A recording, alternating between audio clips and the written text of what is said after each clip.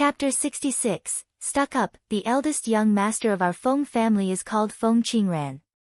The steward looked at Leng Ruoxue in amazement. This woman is so beautiful, even more beautiful than the eldest young master's most beautiful concubine. Feng Qingran, Feng Moran's eyes flashed with hatred. King Kong, Feng Moran called out softly. Master. A 2-meter-tall ape appeared in front of Feng Moran. As his master's spirit beast, he knew about the hatred in his master's heart very well. Break open the door. Feng Moran ordered. Yes. King Kong raised his giant fist and smashed the thick door. With just one punch, the exquisitely carved door became a pile of fragments. The steward and the guard at the door were dumbfounded when they saw this scene. They were stunned for a while before they screamed, "Ah!" Guards! What's wrong? What happened? A few people quickly ran out after hearing the commotion. They were stunned when they saw that the door was gone. Head steward, it's them, the steward stammered. You did it? How dare you, the man referred to as the head steward roared angrily. Head steward Feng, don't you recognize me anymore? Feng Moran asked softly. Why you are? He found him familiar, but he really couldn't remember. Feng Moran. Ah, you're the eldest young master, the head steward said in surprise. The eldest young master had left home for more than a decade, and they all thought that he had already. Stop calling me that. Your eldest young master is Feng Qingran, Feng Moran said coldly. He had no interest in the position of the eldest young master of the Feng family, but he was very interested in Feng Qingran. This, cold sweat broke out on head steward Feng's forehead. It was obvious that the sudden return of this eldest young master, who had been away from home for more than a decade, was not because he was homesick. Moreover, the enormous orangutan eyeing him covetously from the side made him feel even more stressed. Head steward, is he really the eldest young master? The steward asked cautiously. Of course. Eldest young master, please come in, head steward Feng said respectfully. He could clearly feel that the eldest young master was different from before. Where is Aoran? I came back to see my younger brother, Feng Moran said. I in his room, head steward Feng said carefully. The second young master had been subjected to a lot of pressure from the eldest master all these years. Get lost. Let me out. I want to go to the academy. Feng Moran and the others heard the commotion before they approached. What's going on? Feng Moran asked. Young Master Aoran hasn't been feeling well these days, so eldest master asked him to stay at home and rest. But he didn't want to and insisted on going to the academy, so eldest master had to get people to keep an eye on him, the head steward explained carefully. Really? Really? Cold sweat rolled down head steward Feng's forehead. Heavens, why is the pressure of eldest young master so terrifying? Aoran. The three of them followed head steward Feng to the door of Feng Aoran's room. Feng Moran kicked the door open and knocked out the guards in the room. Elder brother, Ruoxue, Yichen. Feng Aoran, who was trapped in the room, was excited to see them. Aoran, how dare they lock you up? Feng Moran asked angrily. Isn't Aoran favored in the Feng family? How dare they? It's all because of that bastard Feng Qingran. He wanted me to join the Supreme Hall, but I refused, so he got someone to lock me up, Feng Aoran explained angrily. Grandfather and the first elder let him do whatever he wanted. Feng Moran said unpleasantly. Someone is coming.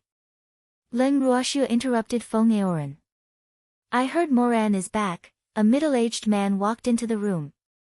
Eldest uncle, Feng Aoran said indifferently. This must be Moran. You've grown so big, Moran. You've suffered alone outside for so many years. Feng Shao said kindly, his face full of affection and heartache. Feng Moran looked at his eldest uncle's wolf-in-the-sheepskin face mockingly. Thank you for worrying, eldest uncle. We're family. There's no need to be so polite, Feng Shao said lovingly. Are these two your friends, Moran? Feng Xiao looked at Leng Ruoxue and Yichen thoughtfully. He did not know their backgrounds, and he couldn't discern their cultivation levels at all. Moreover, he couldn't tell what cultivation level his nephew, who suddenly returned home, was at either. But he heard from the head steward that his nephew had a powerful spirit beast. I'm Leng Ruoxue. Yichen, Shuer's fiancé. Oh, it turns out to be Miss Leng and young Master Yi. Welcome. Feng Xiao didn't expect the beautiful girl in front of him to be Leng Ruoxue, General Leng's most beloved granddaughter. General Leng was a prominent figure in Phoenix City, so he really didn't dare to provoke her.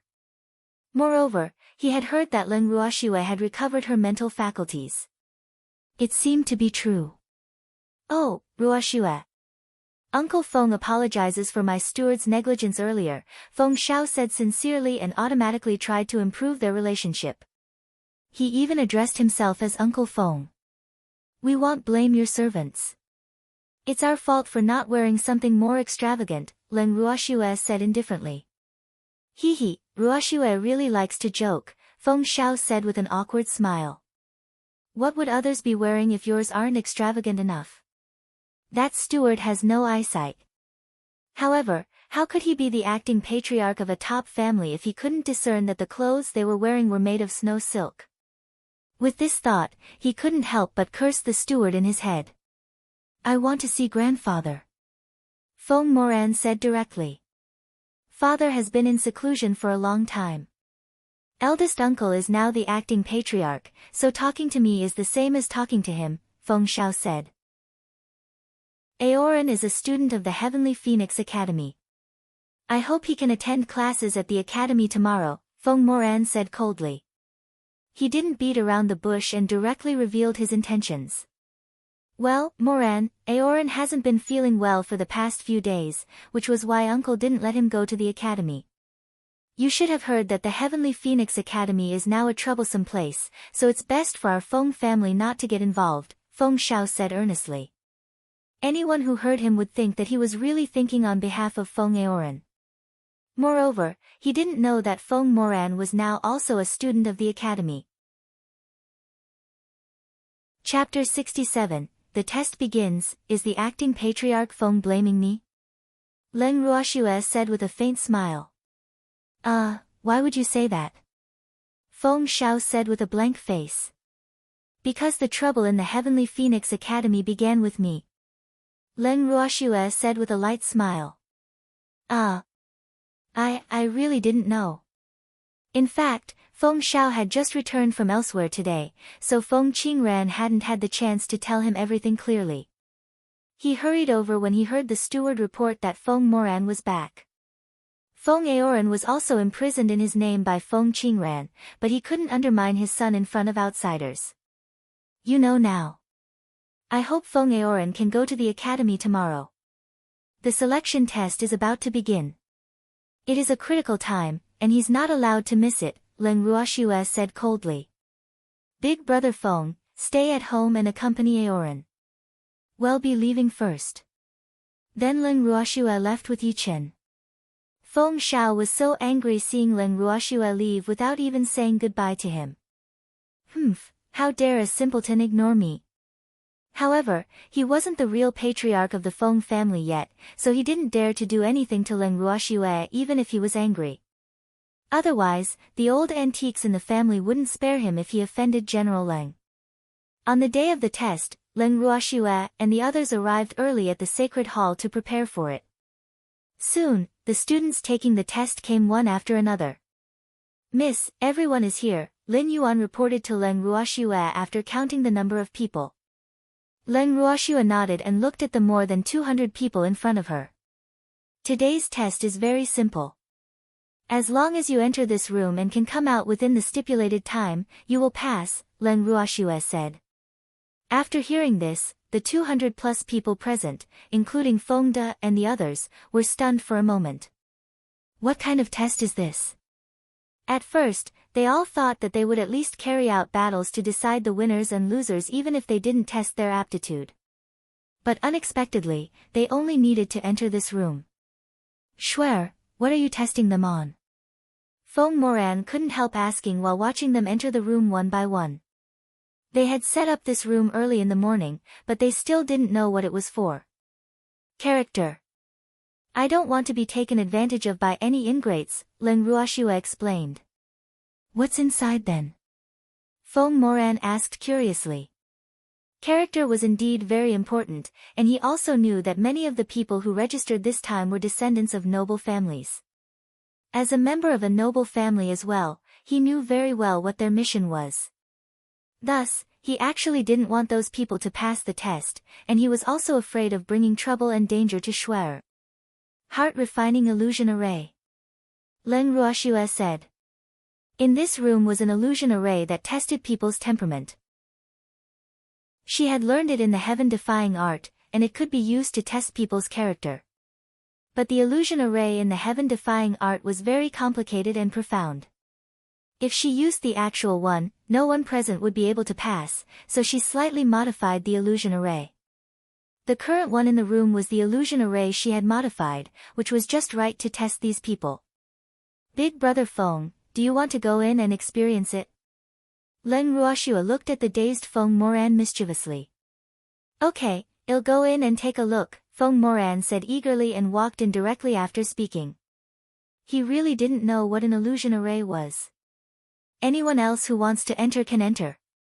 Leng Ruoxue said. After hearing this, Feng De and the others all walked in curiously, wanting to experience the illusion array mentioned by their young lady. Aren't you going in? Leng Ruoxue asked curiously when she saw that everyone else had entered to try except for Yi Chen and Mu Li, who were clearly not interested. Not interested, Yi Chen said indifferently. Me neither, Mu Li said. Leng Ruoxue glanced at them expectantly and then fell silent. The three of them stood quietly at the entrance and waited. Feng Moran walked into the illusion array. At first, the entire array was a vast expanse of white. Slowly, scenes began to appear around him. He seemed to have returned to his childhood, from the moment he took the aptitude test, from being the favored eldest son of the main branch of the Feng family to the useless eldest son of the Feng family, from when he left home to when he met Shuer in the illusionary forest, and so on. All these scenes replayed like a movie. More scenes appeared immediately after. If there were anyone else by his side, they would see that Feng Moran was in pain. His forehead was full of sweat, and his face was occasionally full of hatred.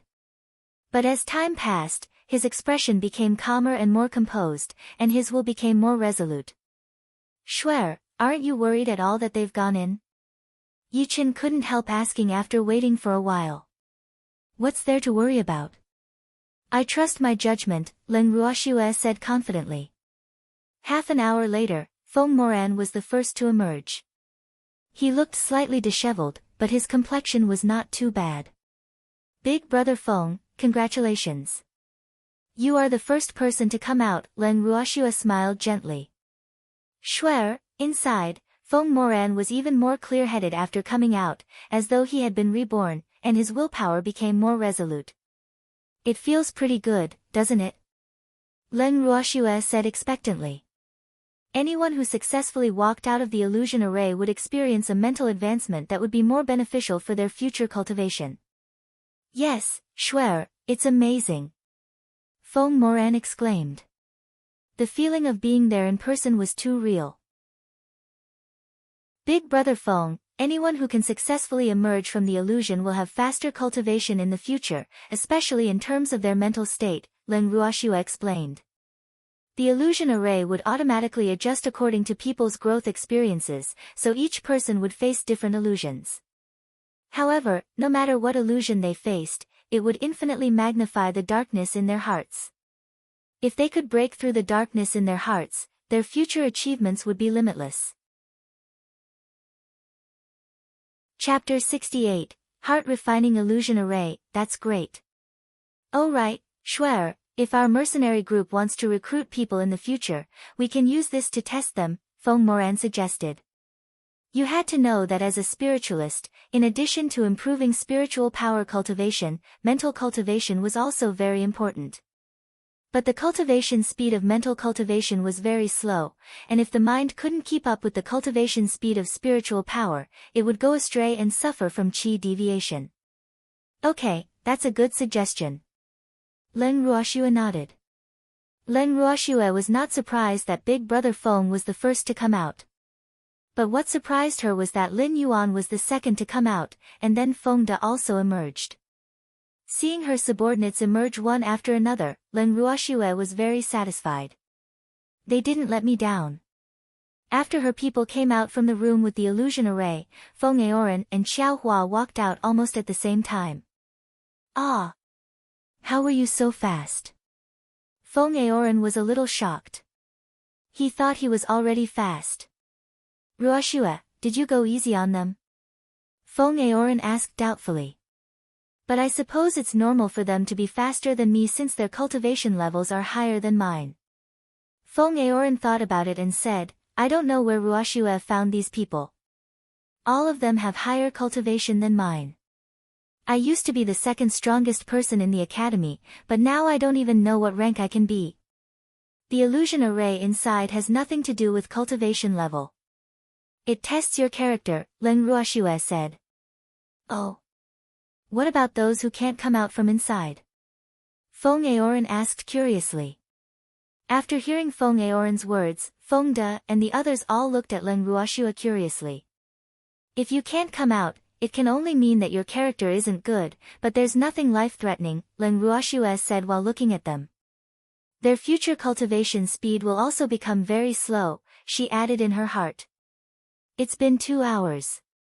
Why hasn't anyone else come out yet? Feng De said anxiously. Could it be that no one else can come out? After waiting for almost an hour, someone finally emerged. It was a very young boy of only 15 or 16 years old. He was not very tall and had a very delicate appearance, especially his eyes that were as clear as water. His clothes were wrinkled, and there were still sweat stains on his face. Leng Ruoxue looked at the young boy and searched for his identity in her memory. Before the test, she had asked Feng De and the others to investigate the students who registered. This boy's name was Xiao Ting, and he came from a commoner family. Due to his talents, he became a student of the Heavenly Phoenix Academy. But the expensive tuition fees of the academy placed a heavy burden on his ordinary family, so this boy often went to the misty woods to hunt spirit beasts to exchange for gold coins to pay for his tuition. Senior sister. Xiao Ting walked to Leng Ruoxue and bowed respectfully. Yes. Leng Ruoxue nodded. This Xiao Ting was tenacious and resolute, and he was the first one to emerge among all the students. After Xiao Ting, more students emerged one after another. Leng Ruoxue looked at the time. There was still half an hour to go, and 45 students were already out. By the end of the test, a total of 48 students had completed it. Go home and have a good rest. Gather at the entrance of the academy tomorrow morning. Leng Ruoxue looked at the 48 students in front of her. Yes, the students said and left. Leng Ruoxue removed the array and let out the students who didn't pass the test. You can go back now. After hearing Leng Ruoxue's words, the obviously mentally and physically exhausted students rushed out as if they had been granted amnesty. Miss, are we going to continue eliminating more from the 48 students? Feng De asked curiously. Alas, those students who didn't pass don't know what precious opportunities they've lost. Why should we continue eliminating? Leng Ruoxue asked Feng De instead. Aren't we only short 28 people? Feng De said foolishly. There are no limits on the number of people in the sacred hall. Anyone who is qualified can enter. Yichen patted Feng De's head lightly. Ah, no. I thought there could only be 50 people. Realization dawned on Feng De, let's go back and rest. Just as Leng Ruoxue and the others were about to leave, Elder Qiu pushed open the door and walked in. Fortunately, you're still here. Elder Qiu looked at everyone with an obviously awkward expression. What's the matter, Elder Qiu? Leng Ruoxue frowned slightly. There's a little something. Just say it. We're all tired, and we have to go back early to rest. Leng Ruoxue said indifferently. It's like this. Since the Supreme Hall was just established, it has no place for training currently. After some research, the school decided to let them share the training room with you temporarily. Elder Chiu wiped the cold sweat on his forehead. Why is this little girl so imposing? No wonder the principal didn't dare to tell her personally. How long? Leng Ruoxue asked with a smile that was not a smile. Elder Chiu didn't know what to say. He wasn't sure either. Since it's the Academy's decision, how can I, a student, dare to have an opinion on it? But I have to warn you not to blame me for not reminding the Academy that if the two halls don't get along, it could result in fights. Leng Ruoxue saw that Elder Chiu couldn't answer and didn't force him. After speaking, she turned around and walked out of the training room. Yi Chen and the others followed closely behind. But they looked at Elder Chiu with strange and sympathetic eyes before leaving.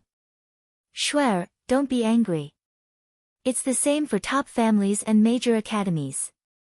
They have too many things to consider, and sometimes they can't help it themselves. Feng Moran was afraid that Shuer would be angry, so he quickly comforted her. I'm not angry. Did I look angry? Those people don't deserve to make me angry. In fact, she felt that it was good for the two halls to train together. This way, she had a reason to teach those people not pleasing to the eye a lesson. Chapter 69, Collective Advancement. That's good. Alas, he thought Shuer was angry since she kept silent. Big brother Feng, how are you doing in the Feng residence? Ever since they accompanied him to the Feng residence, Big brother Feng had been staying there for the past 2 days. She had been busy with the test and hadn't had the time to ask. The first elder looked for me, Feng Moran said. The first elder also made many promises to him, saying that he would compensate him for the wrongs that he had suffered all these years. He saw King Kong. Leng Ruoxue asked in realization. Even a top family like the Feng family didn't have divine beasts, so she was not surprised that the family valued Big brother Feng. Yeah. Feng Moran nodded. After saying a few words of concern and courtesy, the first elder had said that he wanted to see King Kong. Feng Moran was stunned for a few minutes and then left without saying a word. The next day, the first elder came to Feng Moran and said a lot of friendly words. What does Big brother Feng think? I only went back to the Feng residence to stay with my brother for a few days. I'll leave soon, Feng Moran said. He didn't intend to stay there permanently. Big brother Feng, I have no objections if you want to be a young master of the Feng family. She said this because she didn't want Feng Moran to have concerns. She wasn't him after all. People in this world valued family interests very much, and they were born to serve their families. I'm not interested in being a young master of the Feng family, Feng Moran said indifferently. In the past, he might have been very happy. But now, he was not interested at all. Being with Shuer had broadened his horizons, so how could he be willing to trap himself in a family? Everyone chatted as they walked back to the Leng residence together. It was not until late at night that Feng Moran and Feng Aoran reluctantly returned to the Feng residence. Feng De, Lin Yuan, and I will go to the academy. The rest of you, stay at home. Leng Ruoxue said after breakfast when she saw that it was almost time. Shuer, Yi Chen looked at Shuer with resentful eyes. Why isn't she bringing me along? Boo-hoo. Okay, you too. Leng Ruoxue was a little helpless. This freak really likes to pretend to be pitiful. When Leng Ruoxue and the others arrived at the entrance of the academy, the 48 students were already waiting there. Leng Ruoxue got them to sit on Quill's back and let Quill carry them out of Phoenix City. Quill flew while his sharp eagle eyes scanned for a suitable place to land. After looking for some time, he found an uninhabited deep valley and descended. Where is this? It's so desolate, the students couldn't help feeling at a loss after getting off Quill's back. Feng De, Lin Yuan, distribute the pills to them. Leng Ruoxue handed the jade bottles to the two of them. As long as you take the pills and advance to spiritual monarch, you will be students of the sacred hall from now on. She didn't tell them that their cultivation speed would be faster after taking her spiritual essence pills. This could also be considered their last test. Of course, taking the pill is voluntary, Len Ruoshua added. She was not willing to impose on others. After hearing this, many of the students directly put the pills in their mouths. A small number of them hesitated, but in the end, they still took the pills. Len Ruoshua naturally remembered every single one of their reactions. But if those slightly hesitant students knew that they had lost the qualification to follow Len Ruoshua because of their hesitation, they would definitely regret it to death. Most of these students were commoners, and for commoners, being able to become a spiritual monarch was already very satisfying. After all, becoming a spiritual monarch would allow them to apply for a noble title from the empire, and it would also improve their families' lives. This was why they ate spiritual essence pills without hesitation. These students knew what they needed the most. It was obvious that the high tuition fees for spiritualists were too much of a burden for them. Soon after taking the pills, some students began to feel the abnormality in their bodies, and they hurriedly sat cross-legged. Then more students gradually sensed the signs of advancement. After the first stream of heaven and earth laws descended, the entire valley was shrouded in dazzling light. Then streams of heaven and earth laws descended one after another. The scene of 48 students breaking through at the same time was quite spectacular. Fortunately, they were now advancing in an uninhabited deep valley, or else it would have scared people to death. After a long while, the aftershocks of the heaven and earth laws slowly disappeared. The 48 students who finished their advancements checked out their spiritualist levels happily. Congratulations on officially becoming students of the Sacred Hall. It'll give you a few days off to consolidate your cultivation. Come to the Sacred Hall next Monday to report, Len Ruoshua said to them. Yes. Also, I hope you can keep your mouths tightly sealed about the pills. Don't tell anyone, or else don't blame me for being ruthless. Len Ruoshua warned them kindly. Senior sister, we won't tell anyone, the students promised in unison. They were not stupid. How could they tell others about taking pills to advance? Only those with poor aptitude would take pills. Yes, very good. Let's go back now. After sending the students to the entrance of the academy, Len Ruoshua returned to the Len residence with Yi Chen and the others. The next day, Len Ruoshua and the others arrived at the Sacred Hall as usual, only to find Feng Moran, Feng Aoran, and Xiaohua standing outside the training room. Big brother Feng, why are you standing outside? Len Ruoshua asked doubtfully. The people from the Supreme Hall said they want to train and want us to leave, Feng Moran explained lightly. Why? This is our place. They are the ones borrowing it. Feng De roared angrily. His temper had become a little fiery since he contracted with the fire dragon. Without saying a word, Len Ruoshua kicked open the door of the training room with a bang and walked straight in. Yi Chen and the others followed closely behind. Everyone in the training room stopped what they were doing because of the loud noise. They looked at Len Ruoshua and the others with doubt, fear, and anger in their eyes. Len Ruoxia's beautiful eyes swept over everyone present indifferently. Most of them were people she had seen before, but there were also some unfamiliar faces. Chapter 70, Former Fiancé, 1, Who Wants Us to Leave? Len Ruoxia's tone was cold and without a trace of emotion. Me. Chen Fang said nonchalantly. Everyone from the Supreme Hall was here today, so she was quite confident. You? What are you? Len Ruoxia's beautiful face was full of confusion. I am not a thing. Chen Fang yelled angrily. Yes, you are quite self-aware and sensible, knowing that you are a thing.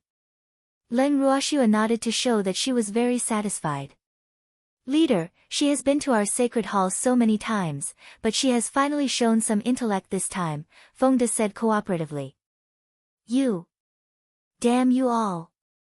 I'm sorry. I'm the leader of the Supreme Hall. We are training now. Please excuse us. Fu Mingyuan came out to smooth things over. This Chen Fang really didn't learn her lesson. She had suffered several times in front of Leng Ruoxue but still tried to go against her. It turns out you're the leader of the Supreme Hall. Leng Ruoxue looked at Fu Mingyuan.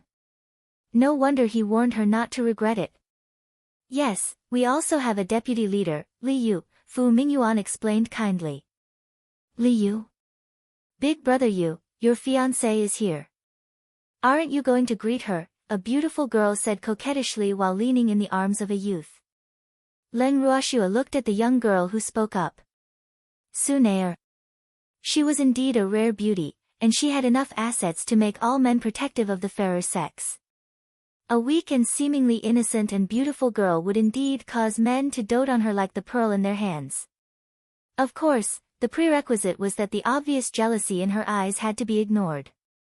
Wasn't Su Nair brought back to be grounded by the Su family? She was released so quickly. The youth she was leaning on was also very handsome. His temperament was noble and outstanding, worthy of being a product of the imperial family. It was said that this seventh prince was the most favored prince, and his aptitude was the best among the princes. Leng Ruoxue, I don't care what your purpose is. I will never like you. Moreover, this isn't a place you can come to. You better leave quickly and return to your general's mansion and stay there obediently. The amazement in 7th Prince Li Xian's eyes flashed for a moment before he spoke with some contempt. So what if a simpleton looks beautiful? She will only be worthy of being the plaything of the strong if she doesn't have true strength. 7th Prince, don't you know that only simpletons would like you? Leng Ruoxue said indifferently. Are all members of the imperial family so self-righteous and self-absorbed? Who are you calling a simpleton? Su Nair said furiously. Ah! Who knows? Miss Su, why are you in such a hurry to make a connection? Leng Ruoxue smiled charmingly as killing intent flashed in her eyes for a moment. I have more important things to do now, so I'll let you jump around for a while. Also, my current fiancé is someone else. Miss Su, don't be mistaken, or else my fiancé will be unhappy, Leng Ruoxue added. 7th Prince, right? Shuer is now my fiancé. She can stay wherever she wants. You shouldn't be so nosy even if you are a prince. Yi Qin said mockingly. This 7th Prince is really an eyesore. What? Such a handsome and outstanding man is actually that simpleton's fiancé.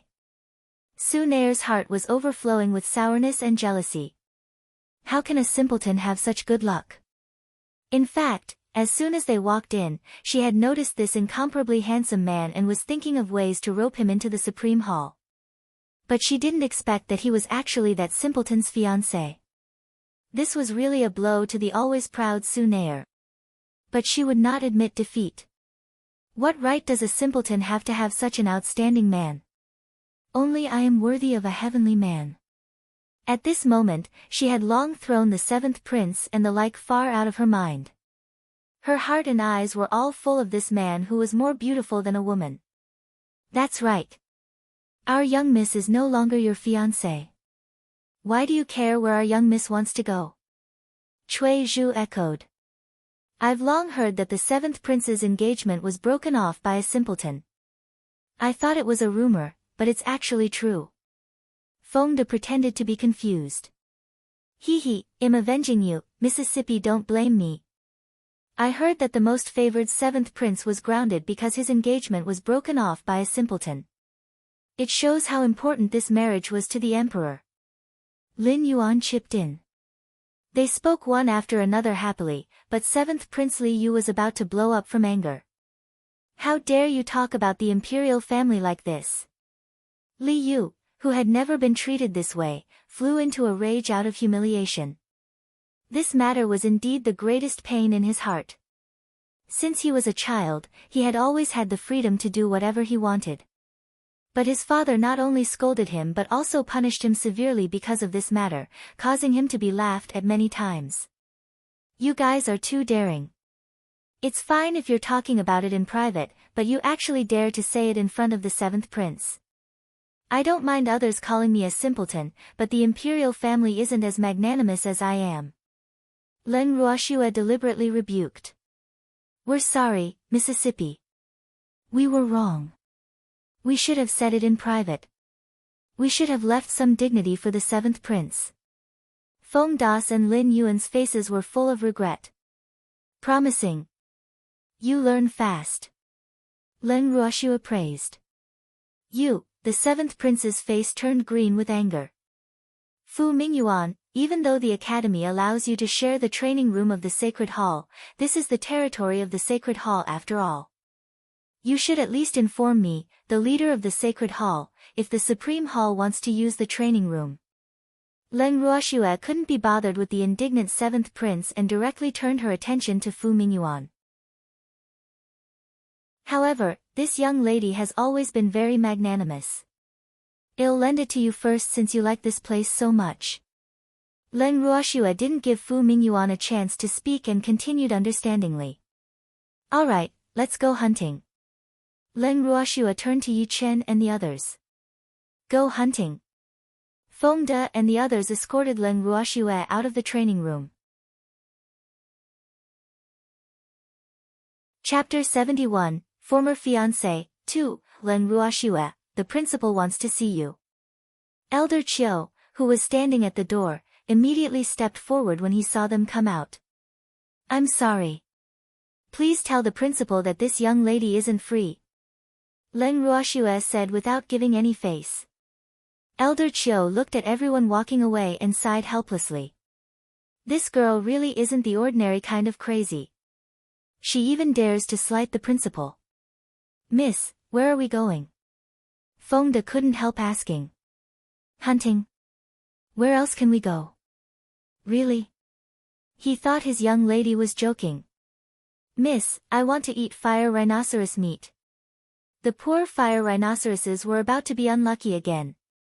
Alas, everyone couldn't help mourning for 3 seconds in their hearts for the fire rhinoceroses.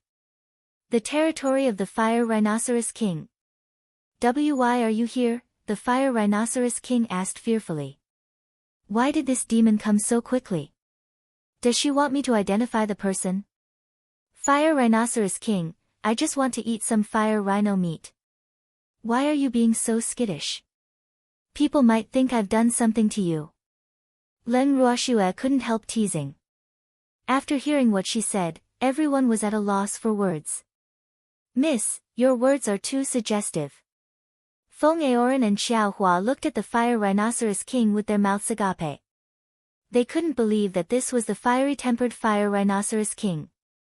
Why did it look so frail? It didn't have any presence at all. It had to be known that fire rhinoceroses were very barbaric spirit beasts. How could they know that the fire rhinoceros king's body was so weak because it had been having diarrhea for days?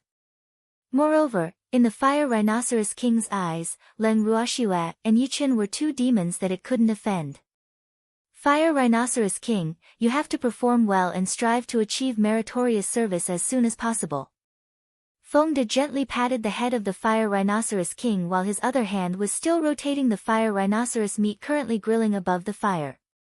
Feng Aoran looked sympathetically at the fire rhinoceros king, which was so scared that it didn't even dare to fart. He couldn't help but grumble in his heart. Say, can you not be so arrogant? Not only are you grilling fire rhinoceros meat to eat in front of the fire rhinoceros king, but you're even lecturing it like it's a child. However, such an experience is really very rare. Stinky fire rhinoceros, I bet you didn't expect to have a day like this. Suddenly, an arrogant voice sounded from the distance. Everyone's gazes turned toward the fire rhinoceros king in unison. It's my archenemy, the fire rhinoceros king said softly, but it was overjoyed in its heart. That fellow is going to be in big trouble this time. It must have heard somewhere that I'm unwell recently, so it came to loot a burning house. As soon as the fire rhinoceros king finished speaking, a group of snakes slowly slithered over from the distance. Leading them was a water python, a level 4 holy beast, and it had all sorts of snakes as subordinates. Leng Ruoshua looked at the water python with some amusement. From what she knew, pythons like to live alone. She didn't expect this water python to have so many subordinates. It seemed that it was an anomaly among pythons. Moreover, it had a lot of subordinates, numbering in the thousands, and most of them were advanced spirit beasts. Oh, not bad. It should be enough to eat for a while. Everyone, apart from Feng Aoran and Xiao Hua, who were nervously holding their weapons and vigilantly watching the approaching group of snakes, was thinking that something delicious had come knocking on their doors again. Miss, which one should we eat first? Feng De was drooling slightly. Snake spirit beasts were famous for their deliciousness. Swear, let's eat that one with red stripes first. I heard that the brighter they are, the more poisonous they are, and the more delicious they will taste. And that one is fat enough, Yichen suggested. But I want to try the holy beast first, Leng Ruoshua said awkwardly. She had never eaten a water python before. Then let's eat the holy beast first. Yichen echoed. Okay, let's eat the holy beast first, everyone echoed. Feng Aoran and Xiao Hua were speechless. Do you have to be so gluttonous? Snake-type spirit beasts aren't easy to deal with. Huh, there are actually humans? Great. I haven't eaten humans for a long time, the approaching water python said happily when it saw so many humans. I've never eaten a water python before either. Big stupid snake, why don't we see who eats first?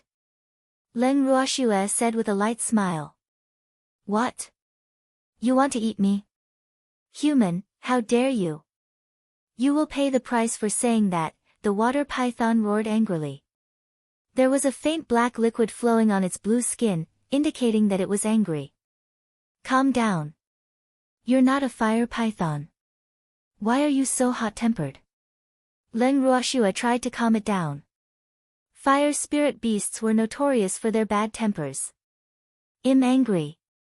The consequences are serious, the water python roared. Why do spirit beasts like to say this nowadays? Leng Ruoshua was a little speechless.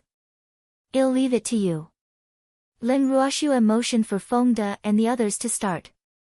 Miss, just wait for the grilled snake meat. Feng De smiled. He was the first to rush into the group of snakes and directly went to the holy beast water python. Lin Yuan followed closely behind as everyone joined the battle.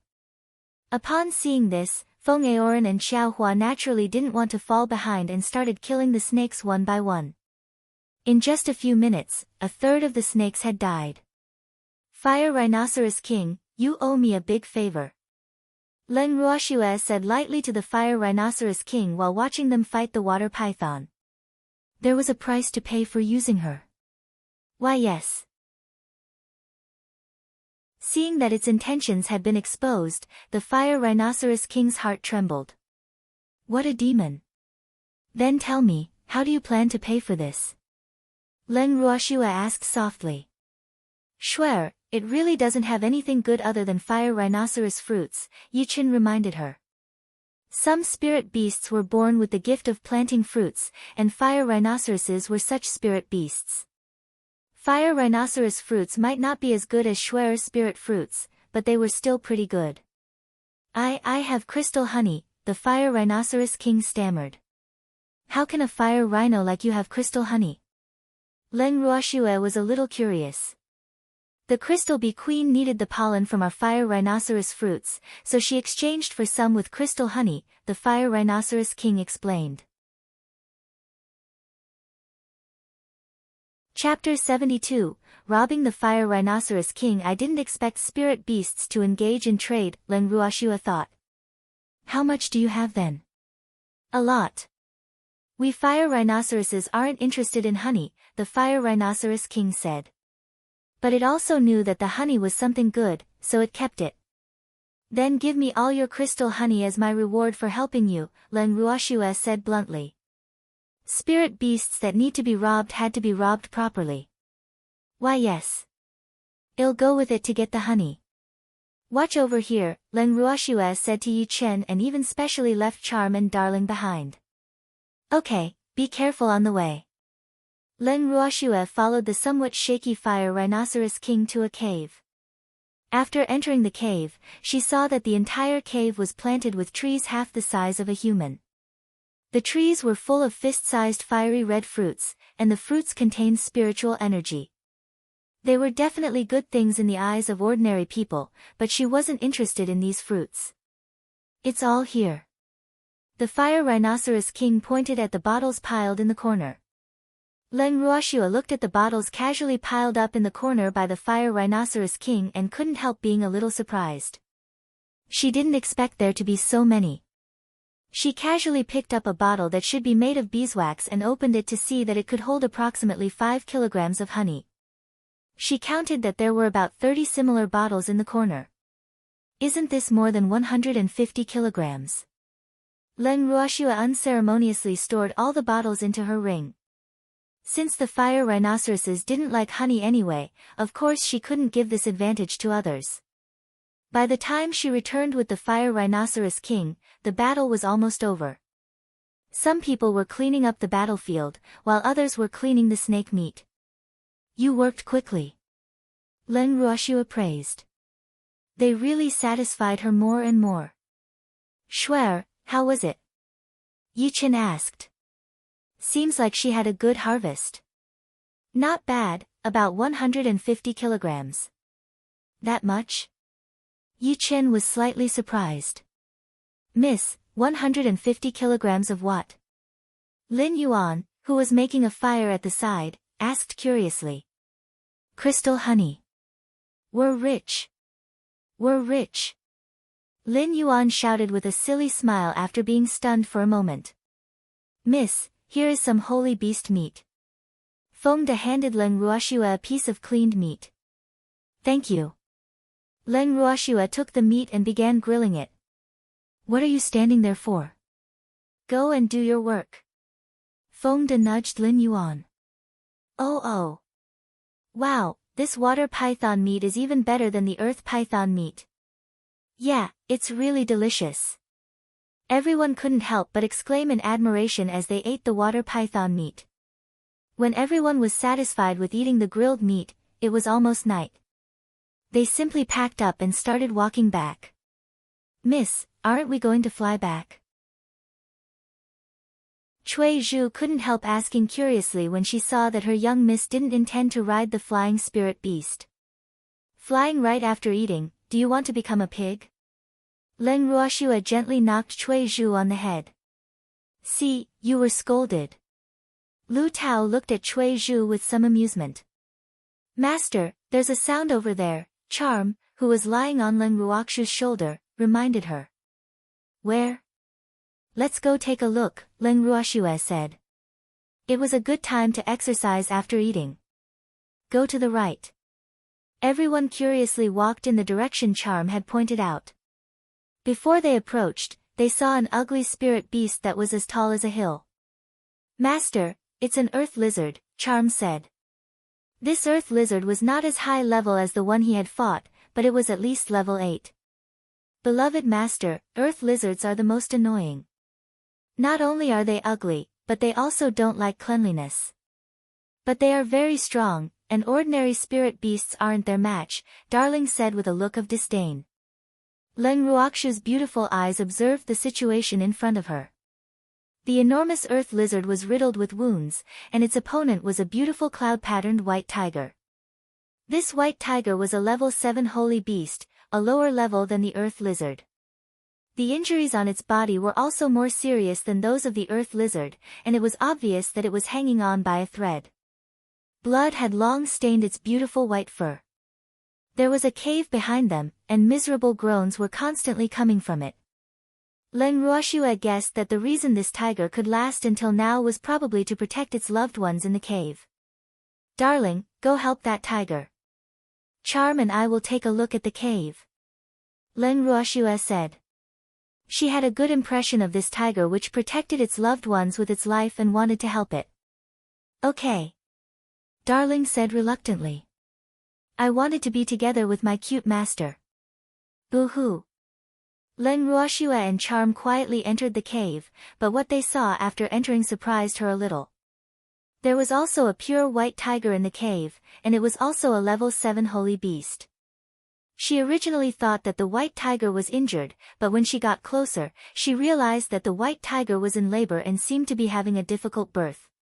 Hearing sounds, the cloud-striped white tiger turned her head in pain and looked at Leng Ruoxue vigilantly. "Human, I won't let you succeed. Humans shouldn't even think about snatching my child away from me. I'm here to help you," Leng Ruoxue explained to the white tiger.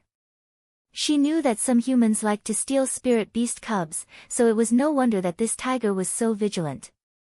"Do you think I will believe the words of a human? Humans are all despicable and shameless."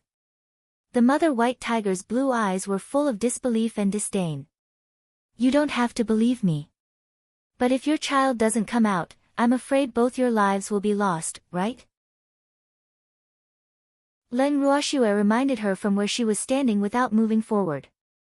High-level holy beasts were as intelligent as humans, so she believed that the white tiger would think it through. The white tiger fell silent. "My master isn't that kind of human," Charm said angrily when he saw that the white tiger didn't reply. "This stinky tiger really doesn't know how to appreciate favors." But he didn't deny that what she said was true. It was also because he had interacted with humans for a long time that he knew that not all humans were like that. Purple-eyed snow fox. The mother white tiger, which had been thinking, looked at the small and cute white fox lying on the human's shoulder in astonishment. As a spirit beast, she was very clear about the status of purple-eyed snow foxes among spirit beasts. She didn't expect a noble purple-eyed snow fox to acknowledge a human as his master. Chapter 73, Abducting a Family, 1, "Humph, you have good eyesight," Charm said proudly. Most spirit beasts would mistake him for a white fox. Seeing that Leng Ruoxue was the master of the purple-eyed snow fox, the mother white tiger didn't repel her anymore. "Eat this." Leng Ruoxue hurriedly walked to the mother white tiger's side when she saw that the tiger had lowered her vigilance. She didn't know how to deliver babies, so she could only rely on this tiger itself. "Thank you." The white tiger opened her mouth and took the pill Leng Ruoxue gave her. The pill melted as soon as it entered her mouth, and a refreshing fragrance refreshed her mind. Moreover, the mother white tiger clearly felt that all the spiritual power consumed in her body had returned, and the pain had lessened considerably. She was full of strength, which was of vital importance to her, who was currently in labor. About half an hour later, under the efforts of the recovered mother white tiger, 3 little white tigers were finally born. Leng Ruoxue was at a loss as she looked at the 3 little white balls of flesh that weren't even the size of an adult's palm. "Why aren't they eggs?" Leng Ruoxue asked, a little dumbfounded. "Aren't all spirit beasts born from eggs in this world?" Charm looked at his master's confused expression and chuckled. His master looked really cute now. "Master, spirit beasts can choose whether they want to give live births or not. It's just that giving live births consumes more nutrients from the mother's body, so spirit beasts basically choose to birth eggs," Charm explained. It was clear that this white tiger loved her children very much and was also a great mother to choose to give birth to her own children. "Oh. So that's why." Leng Ruoxue felt so embarrassed. Fortunately, there was no one else here. Actually, she couldn't be blamed for not knowing because such things weren't recorded in any book. "Dear." The white tiger outside ran in and rushed to his beloved wife's side as if there was no one else around after the danger was averted. The 2 tigers rubbed against each other affectionately, with only each other in their eyes. Can these 2 tigers not be so mushy? Leng Ruoxue was a little speechless. But she saw that his injuries had healed, so Yi Chen and the others must have treated him. "Schwer, how did it go?" Yi Chen was the first to enter. "Beloved master." A purple shadow jumped directly into Leng Ruoxue's arms. "She gave birth to 3 little tigers," Leng Ruoxue said somewhat helplessly while caressing the soft fur of Darling in her arms. The 2 tigers didn't even care about their children once they saw each other. "Let me see," Yi Chen said curiously. Where? The others heard that 3 tiger cubs had been born the moment they entered, and all of them were eager to see them. Wow, they're so cute. The 3 fluffy little meatballs captured everyone's heart instantly. But they only dared to look at them and didn't dare to touch them at all. After all, most beasts protecting their cubs were very fierce.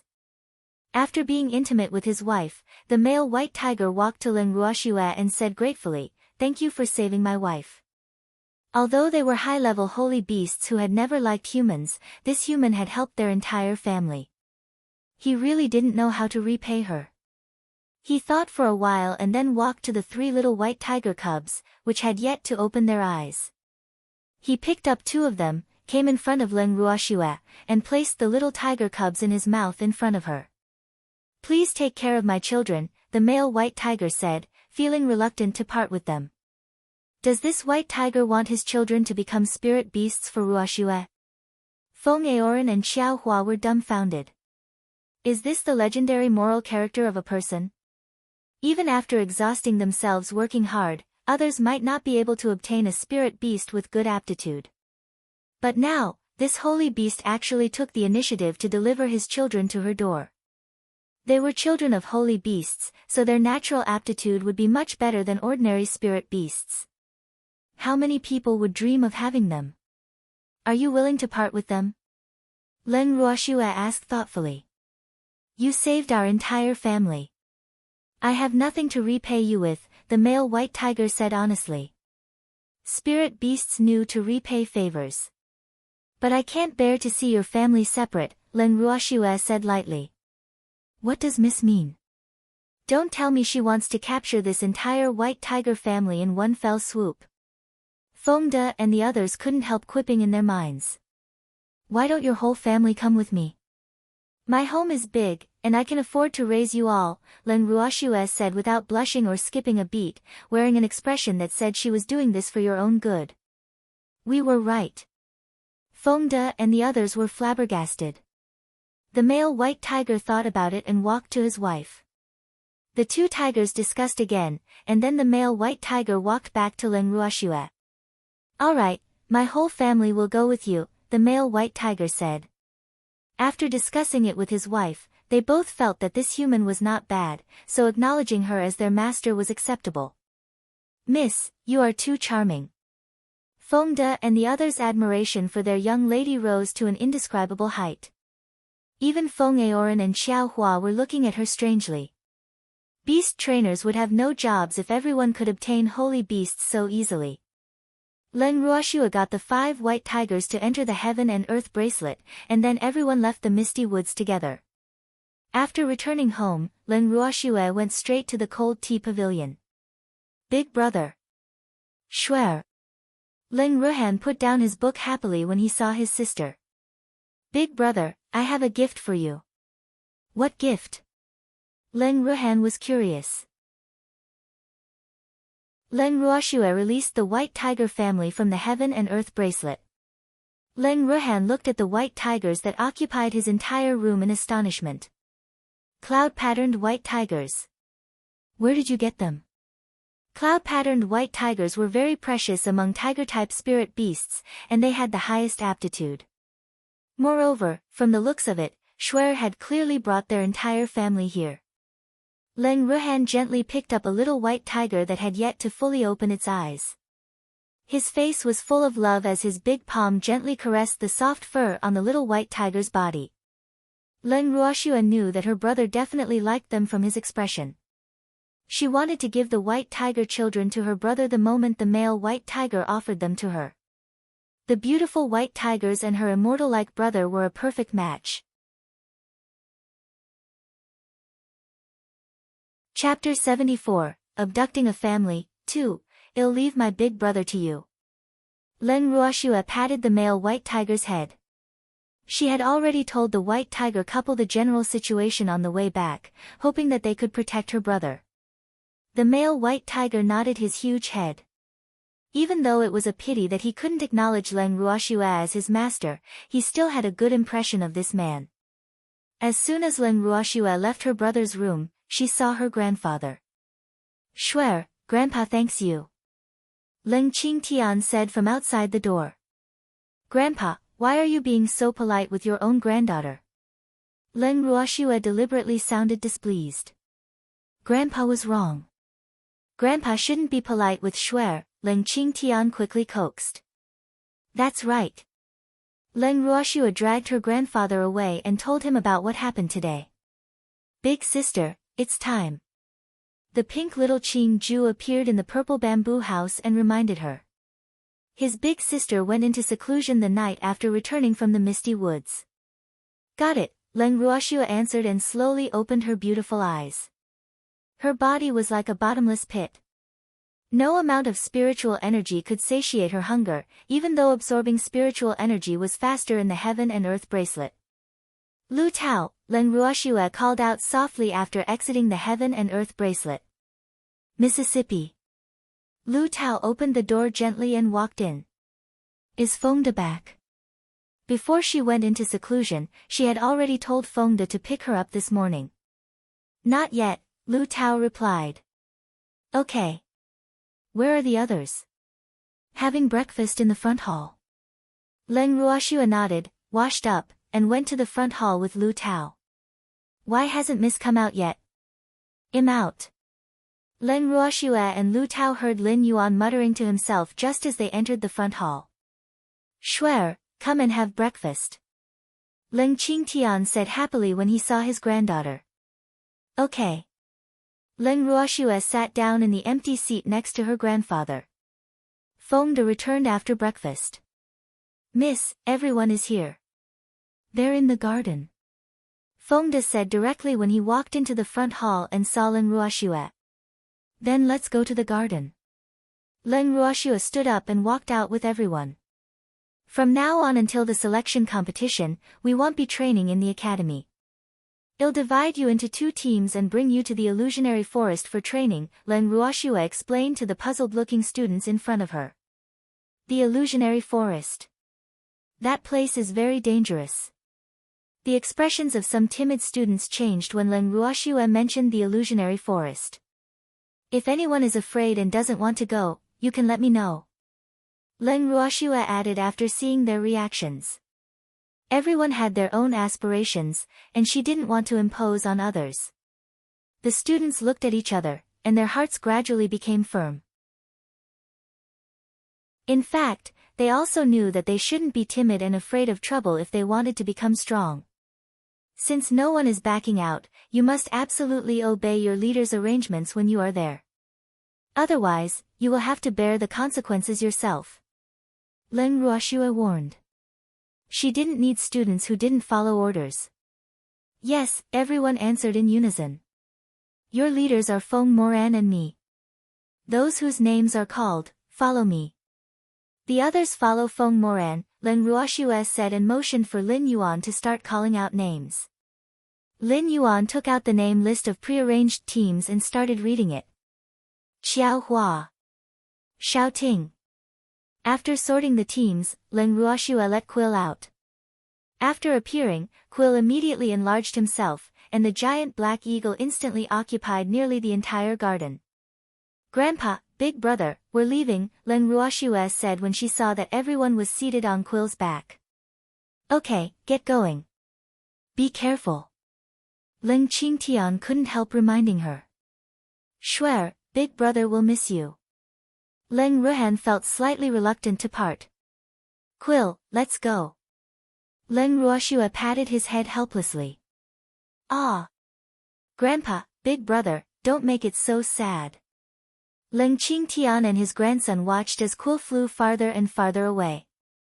They only returned to their rooms reluctantly when they could no longer see him. After Quill became a level 9 holy beast, his flying speed was nearly twice as fast as before. And they arrived at the illusionary forest a few hours later. After entering the illusionary forest, they didn't walk far before they reached a fork in the road. Big brother Fengde, let's split up and gather here 10 days later, Leng Ruoxue said to the 2 of them. Fengde's team were all members of the Blazing Flame mercenary group, so she had nothing to worry about. Then she led her team down the right path. Let's camp here today. After walking for a while, Len Ruoshua stopped and looked at the open space in front of her. She had stayed here for a few days before and knew that it was very safe. Okay. Yi Chen was also very satisfied with this place. Since they couldn't do much today, it was better to rest early so that they could adapt to the environment here. Quill and I will go break through, Len Ruoshua said quietly to Yi Chen. All right. Yi Chen nodded. Quill carried Len Ruoshua to the place where he used to live. It was inside a giant tree and a different world after they entered. There was a wide cave connected to the tree and a hot spring inside. Quill, this place isn't bad. Len Ruoshua exclaimed. It's okay. Quill scratched his head with his wings shyly. Let's begin. Len Ruoshua said after looking around Quill's former home. She had been storing her spiritual power diligently since Quill advanced to level 9 Holy Beast. Otherwise, she would not have advanced so quickly. Quill nodded and threw a green spirit pill into his mouth. Then he half laid on the ground and waited to advance. After about an hour, the spiritual power in Quill's body finally broke through the threshold. Quill successfully advanced to Divine Beast with the descent of heaven and earth laws. Master, Quill, who had transformed into a human, called out happily. Not bad. Len Ruoshua looked at Quill's human form with satisfaction. Another handsome and beautiful man with black hair, black eyes, and a cold temperament. Even though he wasn't as alluring as Charm, he was beautiful enough for human aesthetics. But the benefits that Quill brought her due to advancing to Divine Beast didn't allow her to break through. She only had a lot more spiritual power in her body. Alas, since I cultivated the heaven-defying art, my body has become a bottomless pit that no amount of spiritual power can fill. Chapter 75, Bringing the team to the illusionary forest. After Quill advanced, Len Ruoshua and he returned to their campsite. You're back, Yi Chen welcomed Shuer and Quill. Is everything okay? Len Ruoshua asked worriedly. These students were inexperienced. No issues. I got Xiaohua to bring them hunting, Yi Chen explained. Leader. As they spoke, they saw Xiaohua leading a group of people back with a lot of game in their hands. Seems like your harvest was good. Len Ruoshua looked at them appreciatively. This should be the safest place in the illusionary forest. As long as they didn't venture farther, they wouldn't encounter any danger. Hee, it's okay, Xiaohua said modestly, but his face was full of pride. After dinner, have an early rest. We start the devil training tomorrow, Len Ruoshua said seriously. Leader, what is devil training? Xiaohua asked curiously. The others also looked at Len Ruoshua in confusion, their eyes obviously yearning to know. You'll know then. Len Ruoshua smiled mysteriously, not planning to tell them now. At the camp of Feng Moran's team. Elder brother, I can't take it anymore. Let's rest for a while. Feng Aoran pleaded while panting. The others were also so tired that they directly collapsed on the ground. You can't take it anymore. The training I received back then was twice as much what you've received. Feng Moran looked at the students lying on the ground, unwilling to get up with some contempt. The training intensity of his team was not very high. He believed that the training in Shuer's team would definitely be similar to theirs. No way. How can Ruoshua be so terrifying? Where did she come up with these methods? Feng Aoran asked fearfully. He was a spiritualist, not a martial artist. Why did he wake up early every morning to run and train his stamina? He could run in normal circumstances, but he had to run while carrying dozens of kilograms of weights on his legs every day. No, to be precise, it was a dozen kilograms on the first day, and it increased every day. It was already the third day, and the weight on his legs added up to nearly 50 kilograms. Boo-hoo. Shuer said that you have poor stamina, so you have to get up early to train your stamina first. There will be actual combat later, Feng Moran reminded very kindly. If you can't take this bit of physical training, what about actual combat? Actual combat? Ah. Kill me. Feng Aoran lay on the grass like a dead fish. He had been training his physical strength almost every day for the past 3 days. His whole body was aching every day, so how could he have the strength to fight? What is that sound? Feng Aoran pricked up his ears cautiously. He seemed to have heard some rumbling. Is there a sound? Why didn't I hear it? Feng Moran pretended to be confused. I'll go take a look. A boy volunteered. Leader, it's a group of spirit beasts. The boy ran back in panic, his face pale, obviously scared out of his wits. Elder brother, what should we do? Feng Aoran asked anxiously.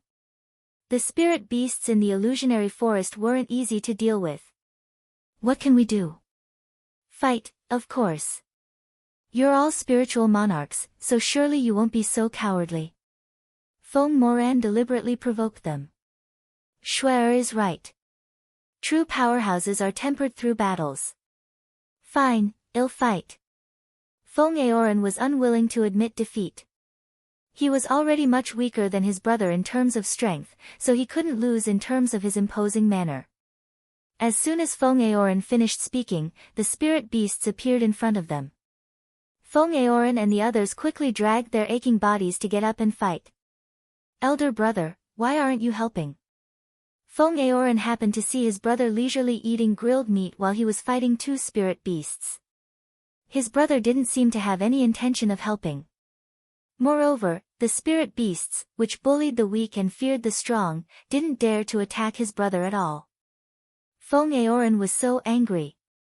He attacked even more ruthlessly, taking one down and then another. But as he finished off the 2 spirit beasts, 2 more spirit beasts came to surround him. If you can't even deal with these spirit beasts, do you still want to participate in the academy competition? Feng Moran said disdainfully. This was only the beginning. Let them adapt first. There would be more spirit beasts in the future. Feng Moran's words greatly agitated these hot-blooded youths and aroused their fighting spirit as well. Soon, they wiped out this group of spirit beasts. But before they could even catch their breath, they heard another series of rumbles. Heavens, is it another group of spirit beasts? Their guess was right. Another group of spirit beasts arrived after the previous group. And this time, the level of these spirit beasts was obviously much higher than the previous one. Kill! Feng Aoran roared and charged forward as the vanguard. Days passed with constant fighting. In General Ling's mansion. Old man Lin, why are you here? Ling Qingtian looked at his old friend in surprise. This old man hadn't been here for several days. Do you know where Ruoxue went? Lin Liang asked directly. Tomorrow was the selection competition, but Ruoxue and the others weren't back yet. Didn't Ruoxue bring those students out for training? I heard that the academy doesn't have a place for them to train, Ling Qingtian said slightly teasingly. In fact, if it weren't for the sake of his old friend, he really wanted to say that he was too useless as the principal. Lin Liang didn't expect the students of the Supreme Hall to be so overbearing. But he also didn't expect Ruoxue to leave the school with the students from the Sacred Hall either.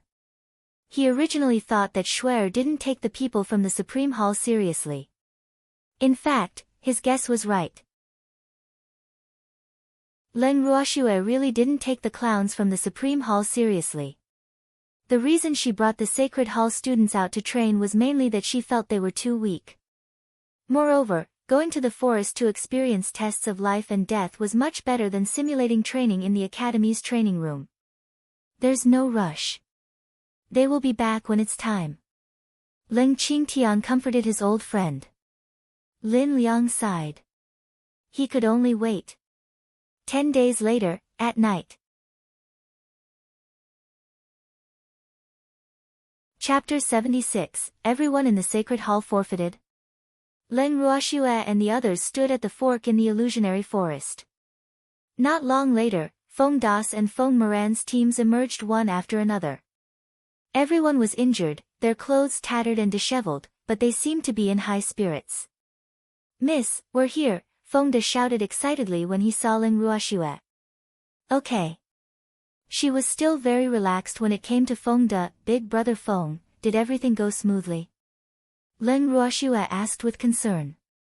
It went smoothly. Feng Moran looked at his disheveled team and smiled. These sheltered students had been exhausted over the past 10 days. That's good. Although you guys are very tired now, you will know the benefits in the future. Ling Ruoxue looked at the pairs of slightly resentful eyes and comforted them. Hey, you're still alive. Feng Aoran pulled Xiao Hua aside. Stinky brat, are you looking for a beating? I'm alive and well, Xiao Hua said discontentedly while glaring at Feng Aoran. How can you say that? I'm full of energy. No, that's not what I meant. I wanted to ask how your devil training went. Feng Aoran was very curious. Their team hadn't had a good night's sleep for the past 10 days. Sometimes, spirit beasts would attack them in the middle of the night. If they were slow to react and were injured, they could only blame their bad luck. Elder brother didn't care at all. His standards were very low. And it was fine as long as they didn't die. Wah! How evil! I don't know how to describe it, Xiao Hua hesitated. After some thought, he added, 1 word, miserable. 2 words, very miserable. 3 words, very, very miserable. Did you encounter any beast groups? Feng Aoran asked curiously. There were, a lot, Xiao Hua said unnaturally. Thinking about the wave after waves of spirit beasts made him want to cry. Woo woo. How many waves a day? I lost count. About once every 2 to 3 hours on average. Feng Aoran was at a loss for words. Elder brother was right. The other team was indeed more miserable than us.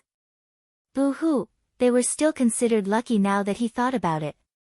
Elder brother is so kind. Are you two done chatting? We're going back, Ling Ruoxue shouted while sitting on Quill's back. Everyone else had already sat down except the 2 of them. Okay, we're coming. The 2 of them were a little embarrassed seeing so many eyes looking at them. They hurriedly sat on Quill's back. Let's go. Ling Ruoxue ordered. Quill flew into the air in the direction of Phoenix City. The competition field of the Heavenly Phoenix Academy was already full of students who came to spectate. All the pre-competition work was ready. Now, they were just waiting to watch the matches. Principal, is the competition starting now? Chen Jian asked on the stage. It would be better if those people don't come back. It's not time yet. What's the hurry? Lin Liang said expressionlessly and calmly, but he was very nervous in his heart. Why isn't that girl back yet? Then we'll wait for the last 10 minutes. If they still don't appear, we'll treat it as if they've forfeited.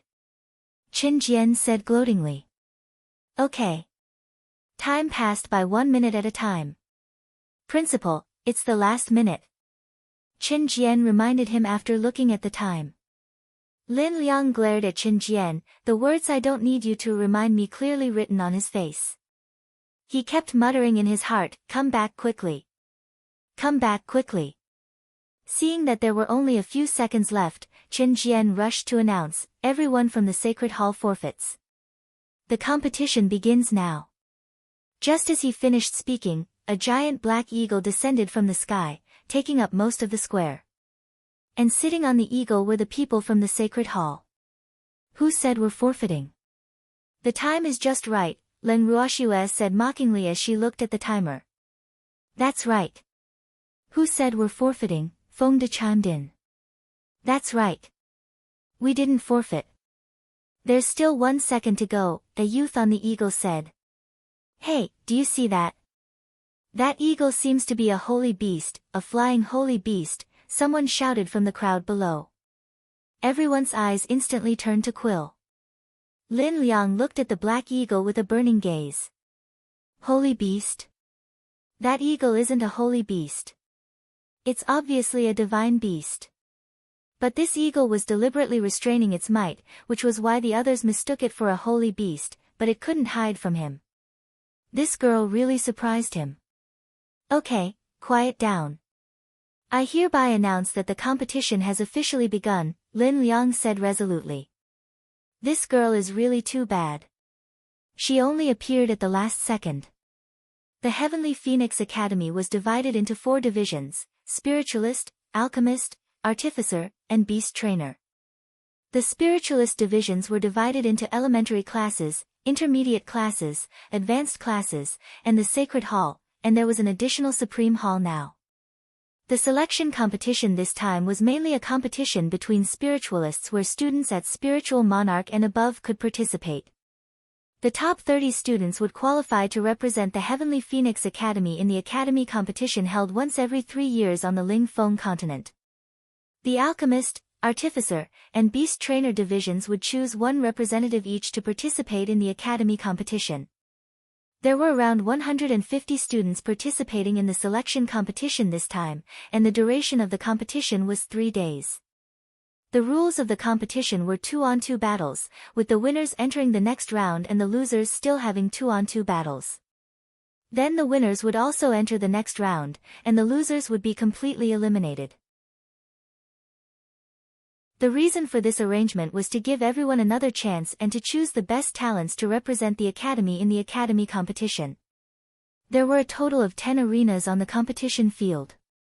After the host announced the rules and said some words of encouragement, the students who registered for the competition went on stage according to the number plates given to them beforehand. After the first round of preliminaries, a total of 110 students successfully advanced to the next round. After a 2-hour break, the second round of the preliminaries officially began. Students, the second round of the competition is now underway. You are getting closer and closer to the top 30. Do your best. The host gave the stage to the contestants after speaking. Wow! Senior brother Yi is so handsome, a love-struck girl shouted in the audience. Chapter 77. Who said we're forfeiting? After the start of the second round, Yi Chen, who was the first to go on stage, was like a shining beacon, attracting everyone's attention and stealing the limelight. Feeling the craziness of the love-struck women, Leng Ruoxue couldn't help being a little speechless. There were clearly 20 people competing in the 10 arenas, but the others were all blatantly ignored. Congratulations! Everyone from the Sacred Hall has entered the next round, Fu Mingyuan said in a friendly manner as he walked over, displaying his gentlemanly demeanor. What's there to congratulate? It's just the first round.